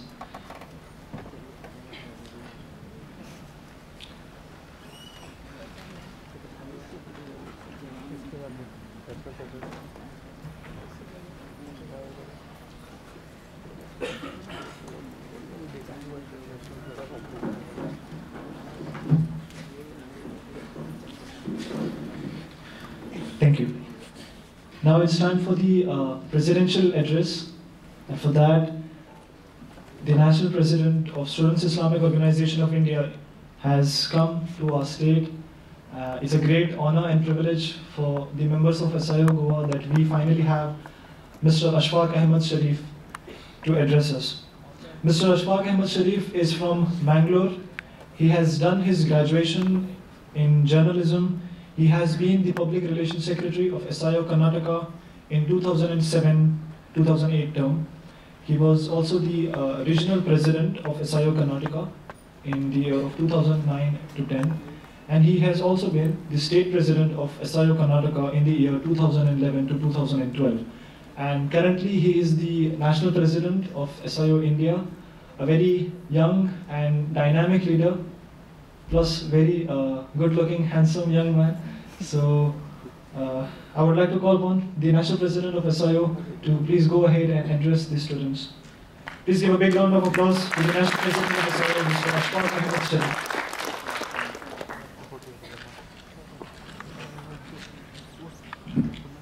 Thank you very much, brother.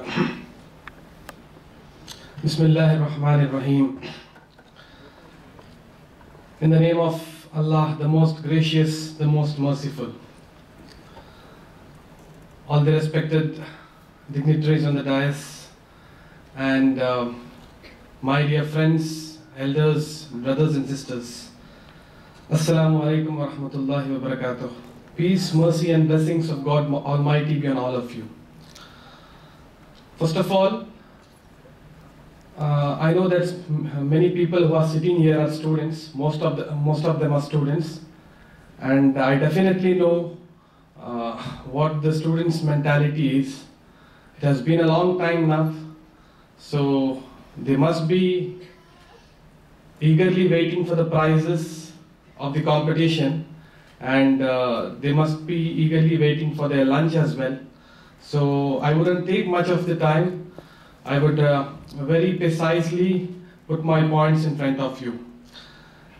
When I just entered the stage, when I entered this auditorium, it reminded me of a cinema house, and definitely so many screenings take place here. But later when the speakers spoke here, many of the great personalities spoke. After that, I got a feeling that I am in a cricket stadium.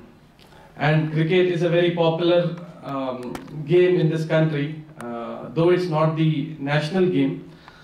But many of the Indians love cricket. And this auditorium reminded me of that cricket, especially when all the great dignitaries were speaking.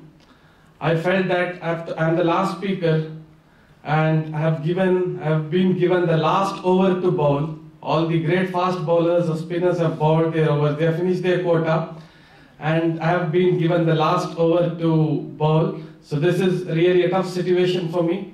But nevertheless, I will try to deal with the situation, however. At the very outset, I congratulate Students Islamic Organization Goa Zone for taking such a beautiful initiative, wherein they have brought all the religion, all the people of different faiths together to a common platform and discussed some crucial issues which the country is facing. My dear brothers and sisters, we all are residing in this beautiful nation. This country has got so many peculiarities.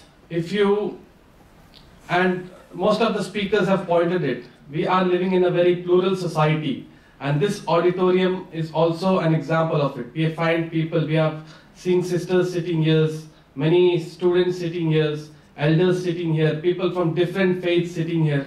So this also gives us an example of a plural society which we are living in. India is a plural society where you find many religion, people following different religion, people speaking different languages, people following different traditions and customs and culture.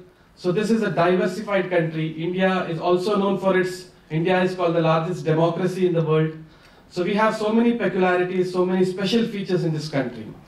And definitely we are proud to be a part of this nation, this beautiful nation. If you go to the European countries, you may not find such diversities. Even if you travel to the Middle East or the Arab countries, you may not find such diversities. But India is the only country which has so many diversity in all forms. So we are lucky enough and we are really fortunate to be a part of this nation. Now when we are talking about the special features and peculiarities of this nation, we are facing so many issues day by day. On a day-to-day basis, we are facing so many issues. The speakers have spoken about corruption, they have spoken about lack of education, they have spoken about the role of media, especially, and so many other issues have been discussed here. I would not speak anything new, but I would try to elaborate a little on this and try to conclude my talk. Let me give you an example. We all know about Arundhati Roy. She's a famous social activist in India, and she has got many awards. Once she was addressing a seminar, she talked about the poverty, the issue of poverty in this nation. And she was just trying to give an example of the Indian society, how it is, and what sort of differences we are seeing.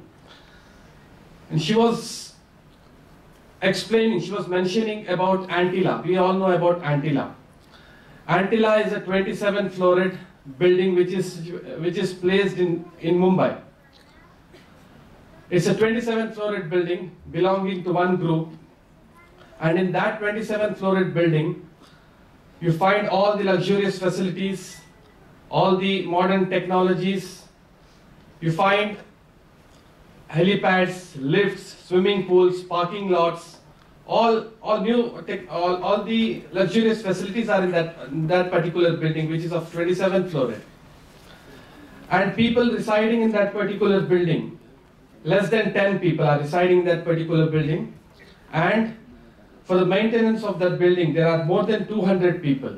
Just imagine 200 people to look after the building where 10 people are residing, and there is a huge parking lot where more than 150 to 200 cars can be parked.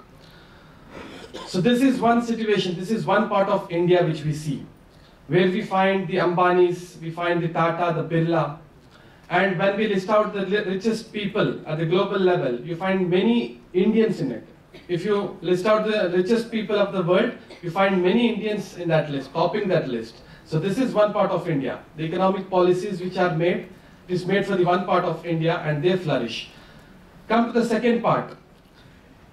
The particular city I was talking about, Mumbai, and the famous Antilla. In that same city, you find Dharavi, a huge slum, the largest slum of Asia. Till 2 years back. Now there have been some changes there, but the same place where you find such people, such brilliant people, such developed and flourishing businessmen, you find the other way. If you look at the other way of the other part of the country, other part of the city, you find so many people who live below poverty line. It is said that more than 80% of Indians are poor. More than 80% of Indians are poor. We find people in this country who earn 7 crores per month. We find a set of people who earn 7 crores per month. Okay? As students, you should know all these things. There are people who earn 7 to 8 crores a month, and there are even people, lakhs and crores of people who earn below 20 rupees per day. Their per day income is below 20 rupees. So this is a paradox. This is a paradox which is created. And one of the great scholars once said, India is a rich country India is a rich country which breeds poor to make the rich more richer. So economic policies which are made, and our politicians, our leaders very proudly say that India is a developing economy. But developing for whom? Developing for one part of the business tycoons, the corporate sector, and the other, the largest population of India is neglected. So this is a huge problem the nation is facing. As a students, we should ponder over these issues. Secondly, let me talk a little bit about corruption. Corruption is a burning issue today. And we have seen Anna Hazare launching a movement, launching a social movement, a civil movement against corruption and demanding for Lokpal. And we have seen how the civil society responded to it, how the student community responded to it, how the youth community responded to it. And there was a wave in the country against corruption. And people demanded that corruption should be eradicated from the society. And so on and so forth. The movements took place. But unfortunately, even today, if you go on listing the incidents which happened from 1947 till date, we find so many incidents of corruption which took place. Since India got independence, and today, if you analyze, we see so many incidents of corruption which has taken place. And what happens in this, in this particular events, in this particular incidents which happens in India? A large irregularities of funds is happening. And if you just count, if you just don't go back till 1947, if you just go back to 2010, and from there on, if you look at it, you may find so many incidents of corruption which has happened. You know, we all know about the famous 2G spectrum. We all know about the famous Commonwealth Games which happened. We all know about the famous Colgate which happened. So there are so many events of corruption which happened, incidents of corruption which happened in this nation, and you see the amount of irregularities which happened.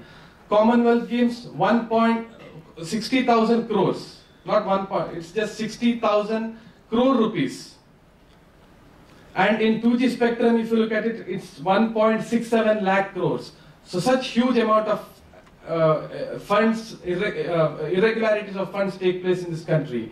And this is just an example. This is just an example. If you look at India, if you look at it historically, you may find so many facts and figures where a large amount has been destroyed. And the other part, you see, the health sector is very much in a bad condition. The education sector is in a bad condition. Whole nation is facing so many problems. And at the other end, we are seeing so many such incidents taking place. This is also a huge problem which India is facing. Some of our speakers, the advocate was speaking about terrorism, and the slogan which was made very common. After 2001, there was a very common propaganda saying that all Muslims are not terrorists, but all terrorists are Muslims. This was the common propaganda which was made by the Western, by the capitalists, by the Westerners who made a propaganda saying that all Muslims are not terrorists, but all terrorists are Muslim. But today this is not relevant. This has no relevance today. But the fact is, today 40% of the MPs, Member of Parliaments, whom we elect and send to Parliament, they have criminal record, criminal background. 40% of people have got criminal background. And there was a day when we used to speak that, when we used to tell India, we are facing so many problems that's because of lack of education or illiteracy. But today you see so many events of corruption taking place, violence taking place, and all the educated people are involved in it. It's not that uneducated people are involved in it. The educated people are involved. Look at corruption, most of them are politicians. 40% of politicians have got a criminal record. They have got a criminal background. So today the relevance is on saying that all politicians are not corrupt. All politicians are not corrupt, but all corrupt people are politicians today in this society. This is a fact. So this is how the society goes on. Corruption, poverty. You talk about violence. Day to day, if you pick up the newspaper today, you on the news channel, you may find so many incidents of rape, domestic violence, molestation, violence on women taking place at a very large number. This is how Indian society is progressing. This is what is happening in India. We are talking about a peaceful country. unless and until we know these issues and we try to address these issues collectively, we may not find a peaceful nation here. So on a daily basis, if you look at the newspapers, even today if you pick up the newspaper and see you're finding so many incidents on violence on women, especially on women, rapes taking place, domestic violence taking place, molestation taking place, and we have seen some few months back, in the year 2012, December, a major incident happened in Delhi. And prior to it, so many incidents of rape had happened, and even after that, till date, many incidents of rape have happened in this country. But you have seen a major incident taking place in Delhi. After that, you have seen the civil society coming out on streets. You have seen the student movements coming out. You have seen the youth community, entire nations shouting against this, entire nation saying that there should be stricter punishment to these people. There should be a harsher punishment to the culprits, punitive law should be made. All such demands were there. All people came out with all such demands. But unfortunately, laws are very strict, but even after that, the problem in the society is not getting over. We have seen problems are still prevalent. Rape is still taking place. We are talking about punitive laws. We are talking about stringent punishment. We are talking about stringent actions. But still the problem is prevalent in this society. The problem has not decreased. What is the reason for this? There are so many root causes of this problem which is leading towards it. You talk about alcoholism. Alcoholism is one root cause for it. Because the people who were involved in it, they have confessed saying that they were in a state of alcoholism. People who were involved in it, they confessed saying that they were in a state of, they were drug addicts. People who were involved in it confessed, they've agreed saying that they watched pornography. So these are the root causes which is happening, and there is no laws to prevent all these things. And again, and after all these things, we say that stricter punishments should be given. Look at how the media is playing a role. And yes, there are so many students sitting. And you just, when I'm talking about media, I'm not just restricted to print media or electronic media. I'm talking about the advertisement industry. I'm talking about the Bollywood, how the Bollywood is presenting a woman in the society. When we went to that place, incidentally, I happened to be in Delhi. When on December 29th, this incident took place where Nirbhaya's death was announced, it was confirmed. And we saw so many people in Jantar Mantar holding placards and protesting against. And I saw a student who was holding a placard. And in that placard, it was written that Munna Bai is MBBS.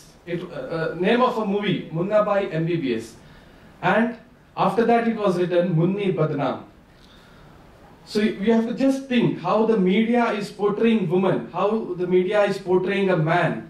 When you talk about a man, it is saying, the Bollywood is saying that Munna Bai is MBBS. He is shown with respect.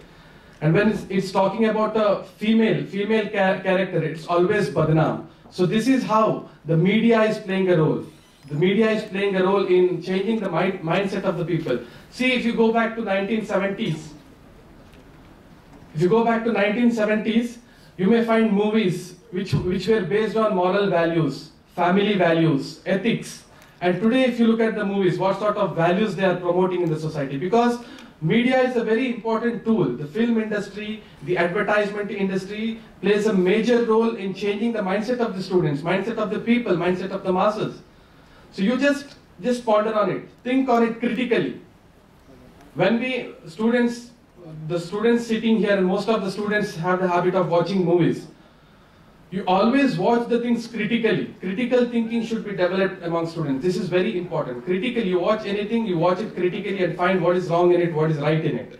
If you go to 1970s, go back to 1970s, 80s and early 90s, you may find movies which were based on values, which were based on family ethics, which were based on culture, everything. And now if you look at it, there is a whole lot of difference. See, there is a very famous actor, Amir Khan, he acted in a movie. And there was a very famous song saying that, Papa kehte hain bada naam karega. Okay? I'm not here to promote any movies, but I'm just trying to make you understand how the idea, how the media has changed, how the Bollywood has changed. There was a time when they used to say, Papa kehte hain, bada naam karega. What does that mean? A father would feel proud of his son. A father was very proud of his son. Papa kehte hain, bada naam karega. He was very proud of his son. But today the movies, what sort of songs, what sort of values, what sort of ideas they give. Today they say, Papa mujhse bola to galti hai meri. This is how the media, the Bollywood has changed.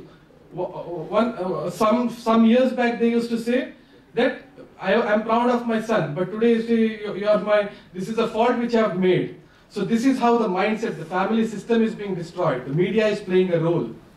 So media, if you talk about print media and the electronic media, see the mindset, and this is how they are portraying women. This is how women is being portrayed in the society, and finally such incidents happen and we say punitive laws should be made. All these root causes have no restrictions, so this should be restricted. The perception of a person should change. A man should start respecting a woman. Society should start respecting a woman. Woman should not be treated as only a commodity. She should not be treated as only as an object. This is how the media is trying to portray women. So this should be, we have to critically think on these lines. See how the print media and electronic media is playing their roles. Media definitely has to be play a very sensible and a very responsible role today. But unfortunately, most of the media who are under the influence of corporate world, they are not playing the desired role, and they are not trying to transform the society on the basis of peace and justice, peace and harmony.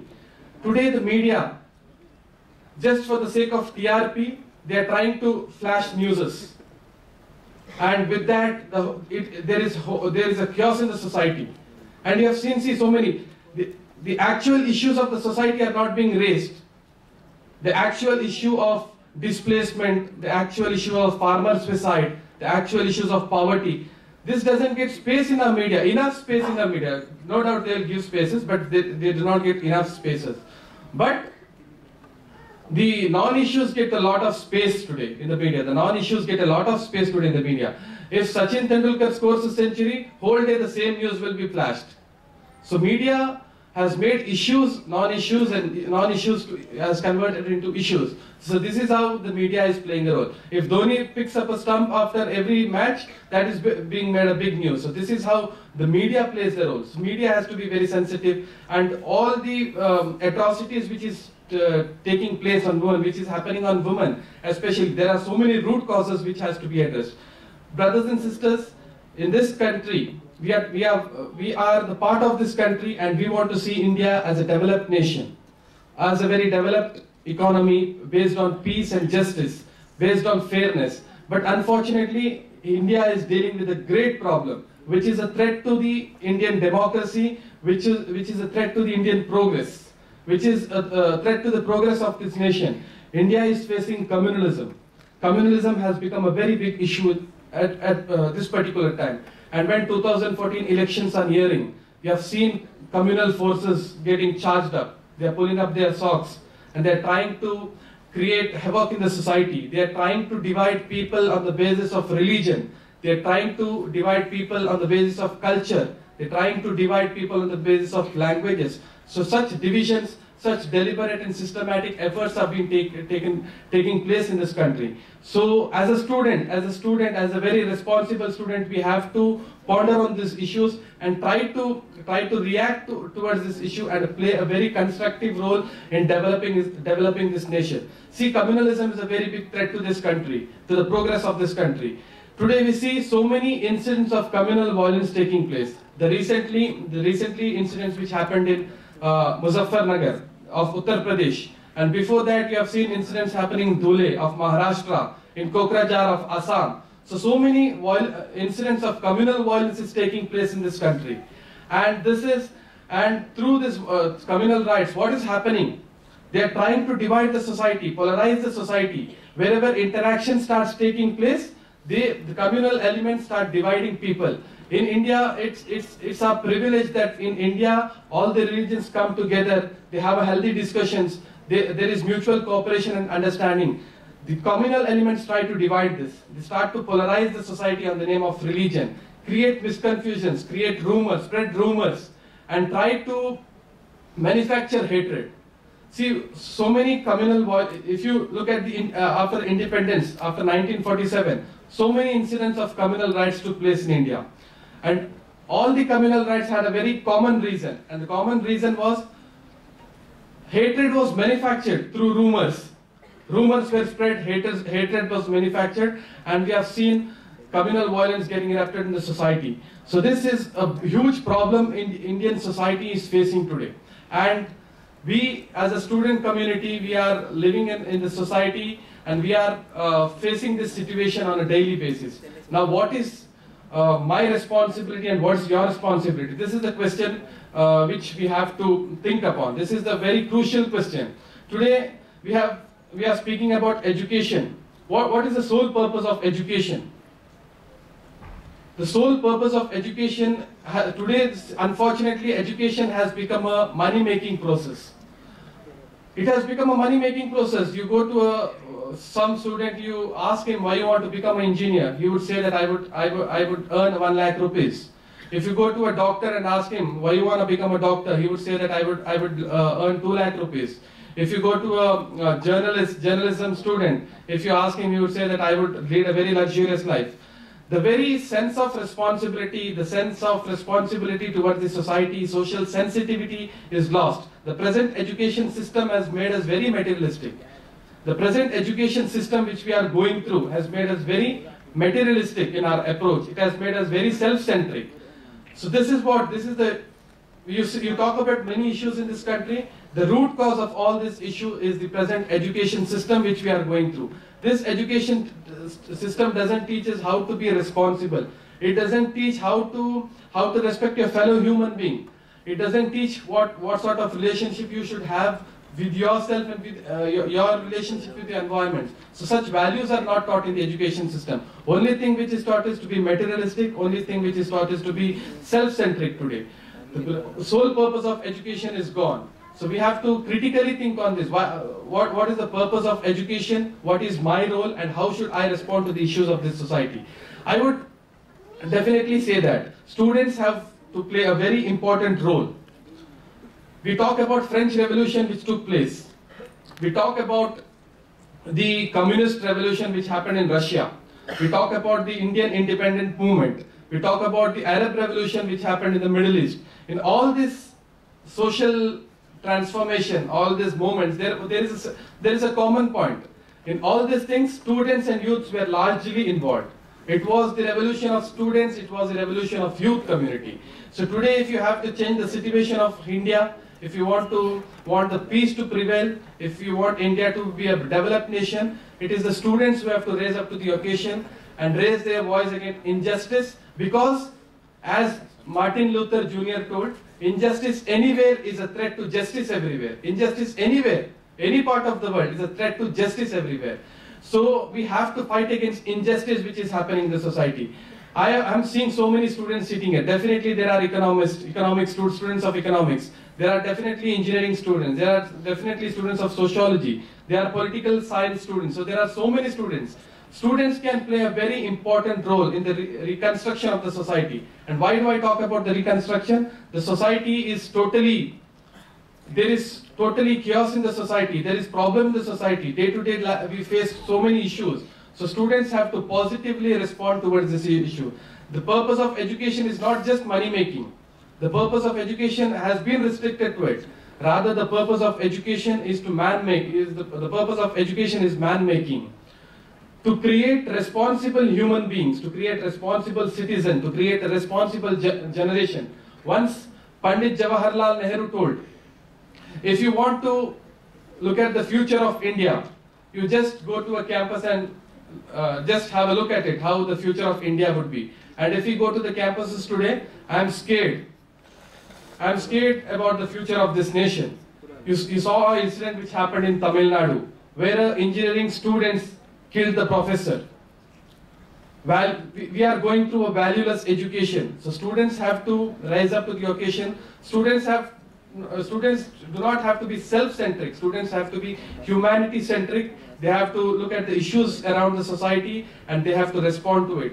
Then only we may find a peaceful nation wherein people from different religion come together, people from different faiths come together and try and build a very developed and a very prosperous nation. So I call upon all the students to get united. We may have so many ideological differences, but the ideological differences should be set aside. We have so many common issues in this nation. We have to get united. We have to stand for unity, and we have to work against all the injustice which is happening here. Violence on women, poverty, rape, corruption, also such social issues. We have to stand united. We have to get united. Besides setting aside all our ideological differences, we have to get united and rise up to the occasion and see to it that we build a very good nation, a nation where all the people get fairness, all the people get justice, a nation where corruption is eradicated, a nation where women is being respected, and a nation where all the religion have their own say. They can live in this country together in peace and prosperity. With this, I conclude my talk, and I thank the organizers, and I thank you very much for your patience listening. Thank you very much.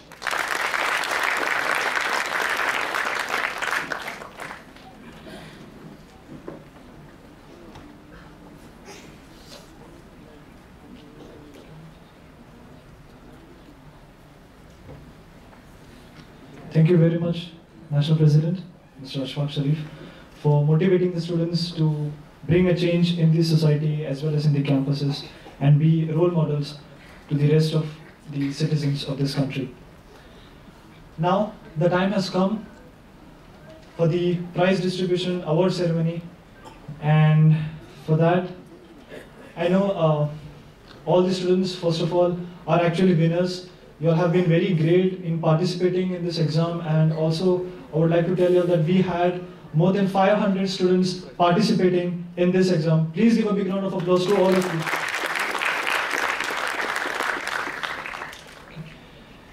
Now, moving on, let us come to the award ceremony. I'll be addressing the first 10 consolation prizes. The 10th consolation prize, and this student has secured the second class. The student is from Chogle College. Miss Shweta Gaonkar has won the 10th consolation prize. Please give a big round of applause to Miss Shweta Gaonkar.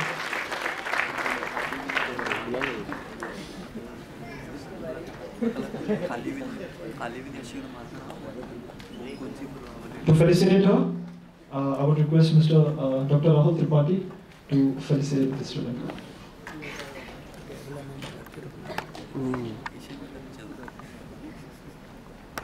Sweep. Next.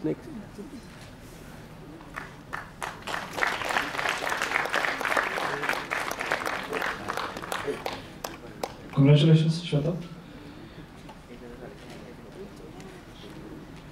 The 9th consolation prize has, the student has secured first class. It's Miss Divya Rani. Please give a big round of applause to Miss Divya Rani. And to felicitate her, again, Dr. Rahul Tripathi.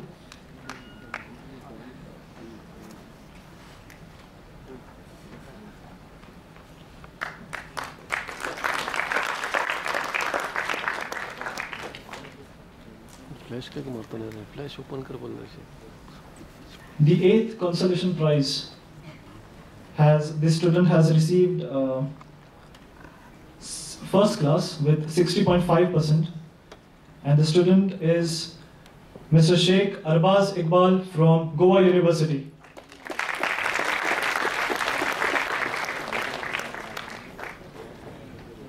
Mr. Sheikh Arbaz Iqbal, is he present?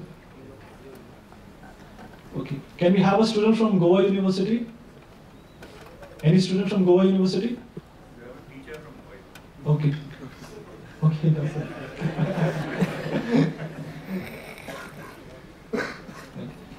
Moving on. The 7th consolation prize, who has received 61%, that is first class, is Razam Shahin Chaudhary from GVM Sponda. Please give a big round of applause to Ms. Razamshan Chaudhary. And to felicitate her, I would request Mr. Yasir Hussain to felicitate the student.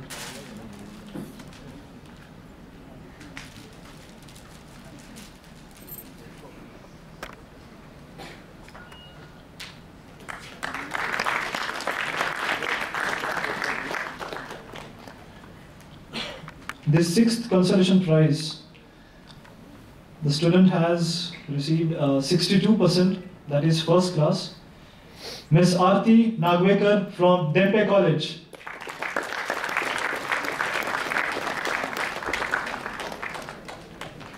And to felicitate her again, Mr. Yasir Hussain.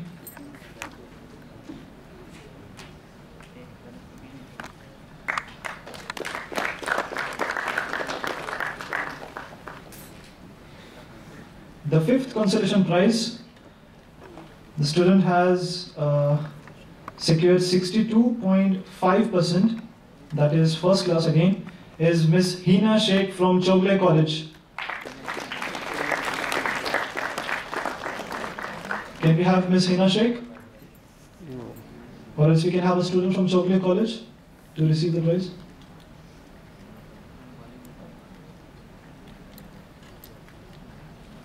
And to felicitate, I would request Advocate Satish Sonak to felicitate the student. Well, the students who have won the consolation prize are receiving the certificate as well as cash prize of ₹1,000 and plus gift voucher.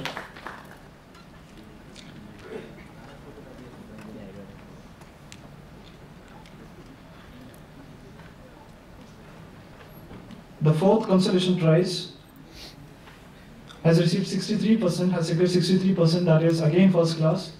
It's from the nursing institution, Mr. Abigail Jose. Can we have Abigail Jose? I think the student is not present. Anyone from nursing institute? And to felicitate her, again, Mr. Advocate Satish Sonak. Please felicitate the student.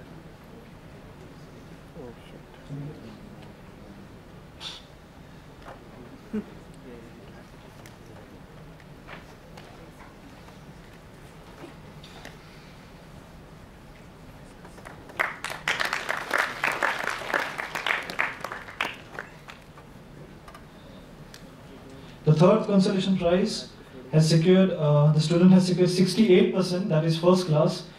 And I'm very happy because the student is from my college, from my own city. It's Ms. Huma Makandar from MES College. Ms. Huma Makandar. Okay, yeah, I will correct it. Mr. Samir Khan will felicitate.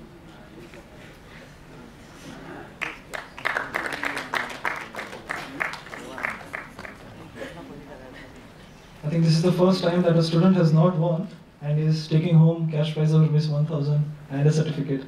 Also not a participant. The 2nd consolation prize has bagged 68.5%, again first class, and the student is Joshua Fernandez from Jawaharlal Higher Secondary School.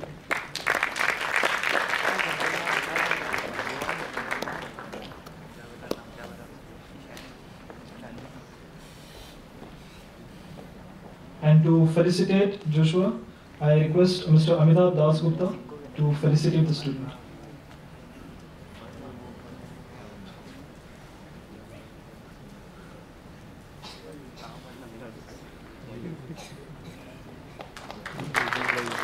Please give a big round of applause. Show your energy. Thank you. And the 1st consolation prize has bagged 69%, again first class. The student is from the Goa Engineering College and it is Mr. Nair Roshan. To felicitate him, Mr. Muhammad Anis, the State President of SIO GOA.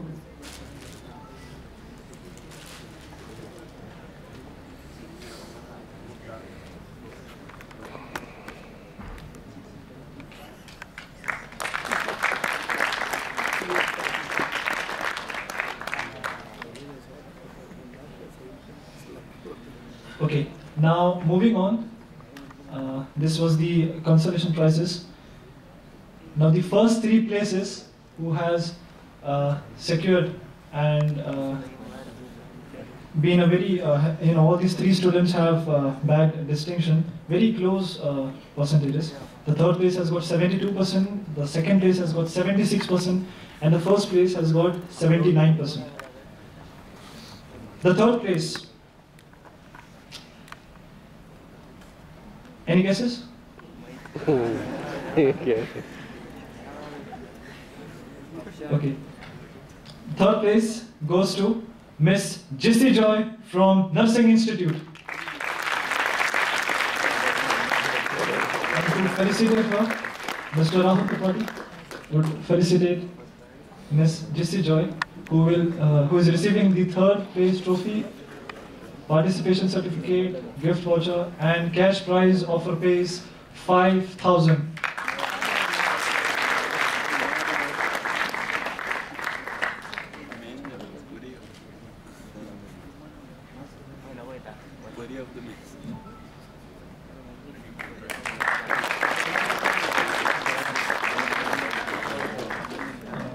Sip. Ms. Jissy, can you just speak for 5 minutes? How you are feeling right now?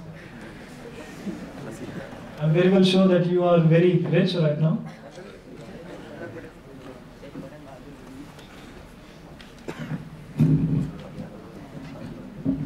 Good afternoon to all. I am not prepared as to what I am supposed to say. This was the most unexpected award. I had just read the books once or twice and I had come to write something. Whatever I could, I wrote. I just came to accompany a friend of mine. We have come from night duties, so we're all tired. And because she wanted company, I came. And it was a big surprise, and I think it's God's grace. Thank you. Thank you to SIO. Thanks to all. Thank you. Congratulations, Jissy.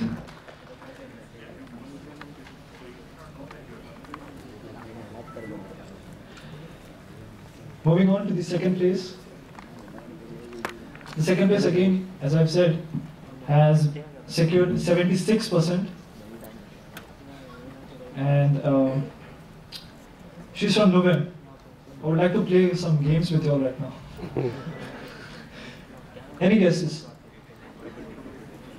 How many institutes we have in Nuven? We have Carmel College, we have some few other institutes as well. But this college is again from Carmel's College. How many students we have from Carmel's College? Carmel's? No students from Carmel's? Okay, that is very surprising. The second place goes to Miss Monica Malik. Please give a big round of applause. Can we have a student or someone else? Yeah.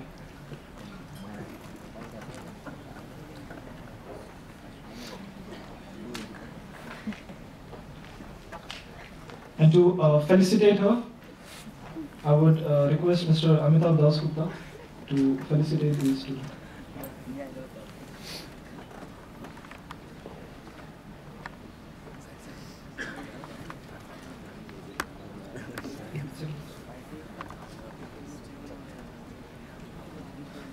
Please give a big round of applause. She is the friend of Ms. Monica Malik.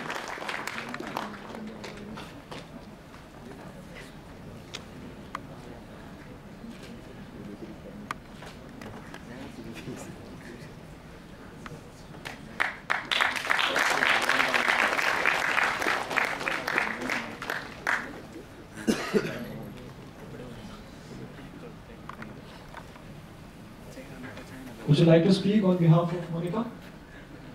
Okay.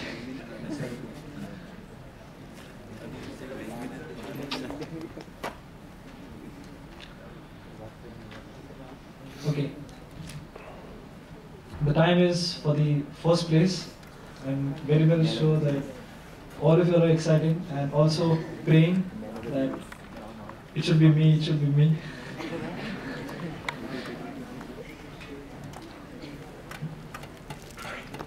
as I said that I like to play games. The first place is the student, and she's from Panjim. How many students are from Panjim? Please raise your hands. How many students are from Panjim? I can see some few hands over there and here. 5 and 6, okay. As I said, it's in Panjim. The institute is in Miramar. And there are 3 institutes in Miramar: Dempe High Secondary, Dempe College, and Salgangar College of Law. Now, how many students are from these 3 institutes? Okay, there are a few hands coming, and most of them are girls.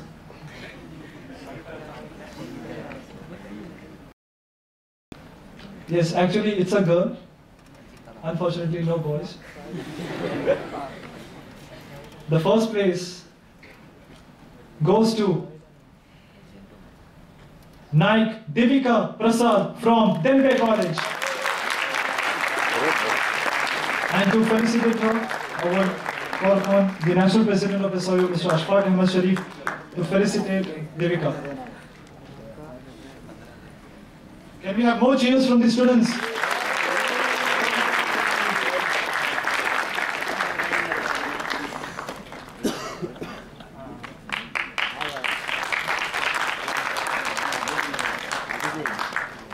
And she's also getting the cash of rupees 15,000 plus a trophy, certificates, and also the annual free subscription of the magazine, that is the companion magazine.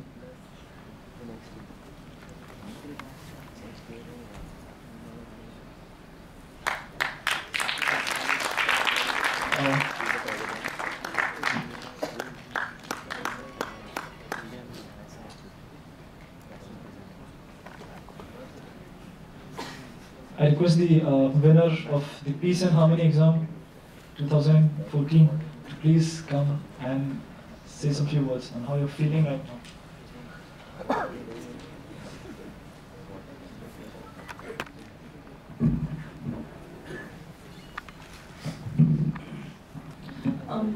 Good afternoon, everyone. I'm really very happy to receive this award. I had not expected this. And I'm thankful to SIO for organizing this event, and to my teacher who made us aware about this, and to my parents and God. Thank you.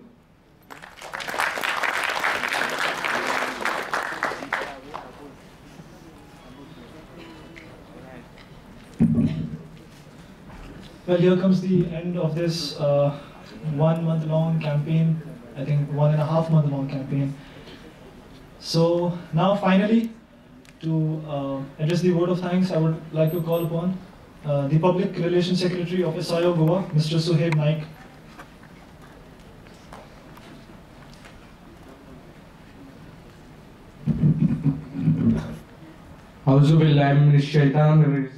Bismillahirrahmanirrahim. In the name of Allah, the most gracious and most merciful one. On behalf of Student Islamic Organization of India, Goa Zone, I take this opportunity to thank each and everyone for making Peace and Harmony examination and today's conference a grand success. I thank all the guests and speakers who graced our invitation and shared their golden talks with us. I thank Mr. Amitabh Das Gupta, Mr. Rahul Tripathi, Advocate Satish Toner, Mr. Khan Asir, Mr. Samir Khan for giving us your time and supporting us in our endeavor. I also take this opportunity to thank the management and in charge of the institute, namely St. John of Cross High School, Saklim, Shri Vittal Institute of Education and Research, Kolwale, Our Lady of Rosary High Secondary School, Donna Paula, St. Andrew High School, Vasco, Rosary High Secondary, Margam, for allowing us to conduct Peace and Harmony exam on 12 January 2014. I also thank all the college and high secondary for entertaining the beautiful idea of promoting peace and harmony. I thank our National President, Mr. Ashfaque Shareef, for being part of this program and for giving us all the guidance and support. I thank each and every member of the student community who gave us their hands in each and every way they could. I thank SIO Goa Zone Secretariat, Zonal President Mr. Mohammad Anis and Mr. Usman Khan for their vision, guidance and support. I thank the members of media and press to give us good coverage and help us to spread our invite across the whole part of Goa. I thank all the parents and teachers who understood the importance of our program and support us. I thank Mr. Asim Sheikh for leading this campaign with great diligence and Mr. Muzammil Begre for assisting him. Finally, I will thank Allah subhanahu wa ta'ala for blessing us with this opportunity to be able to mood and present the idea and thoughts of presenting peace and harmony.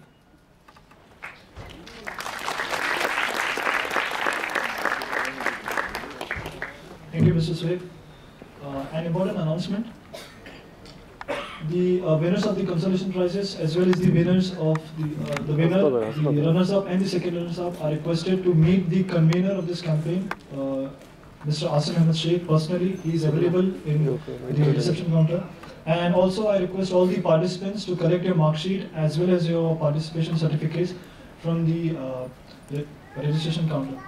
So, my friends, it's the end of the journey. Thank you very much for coming and accepting our invitations.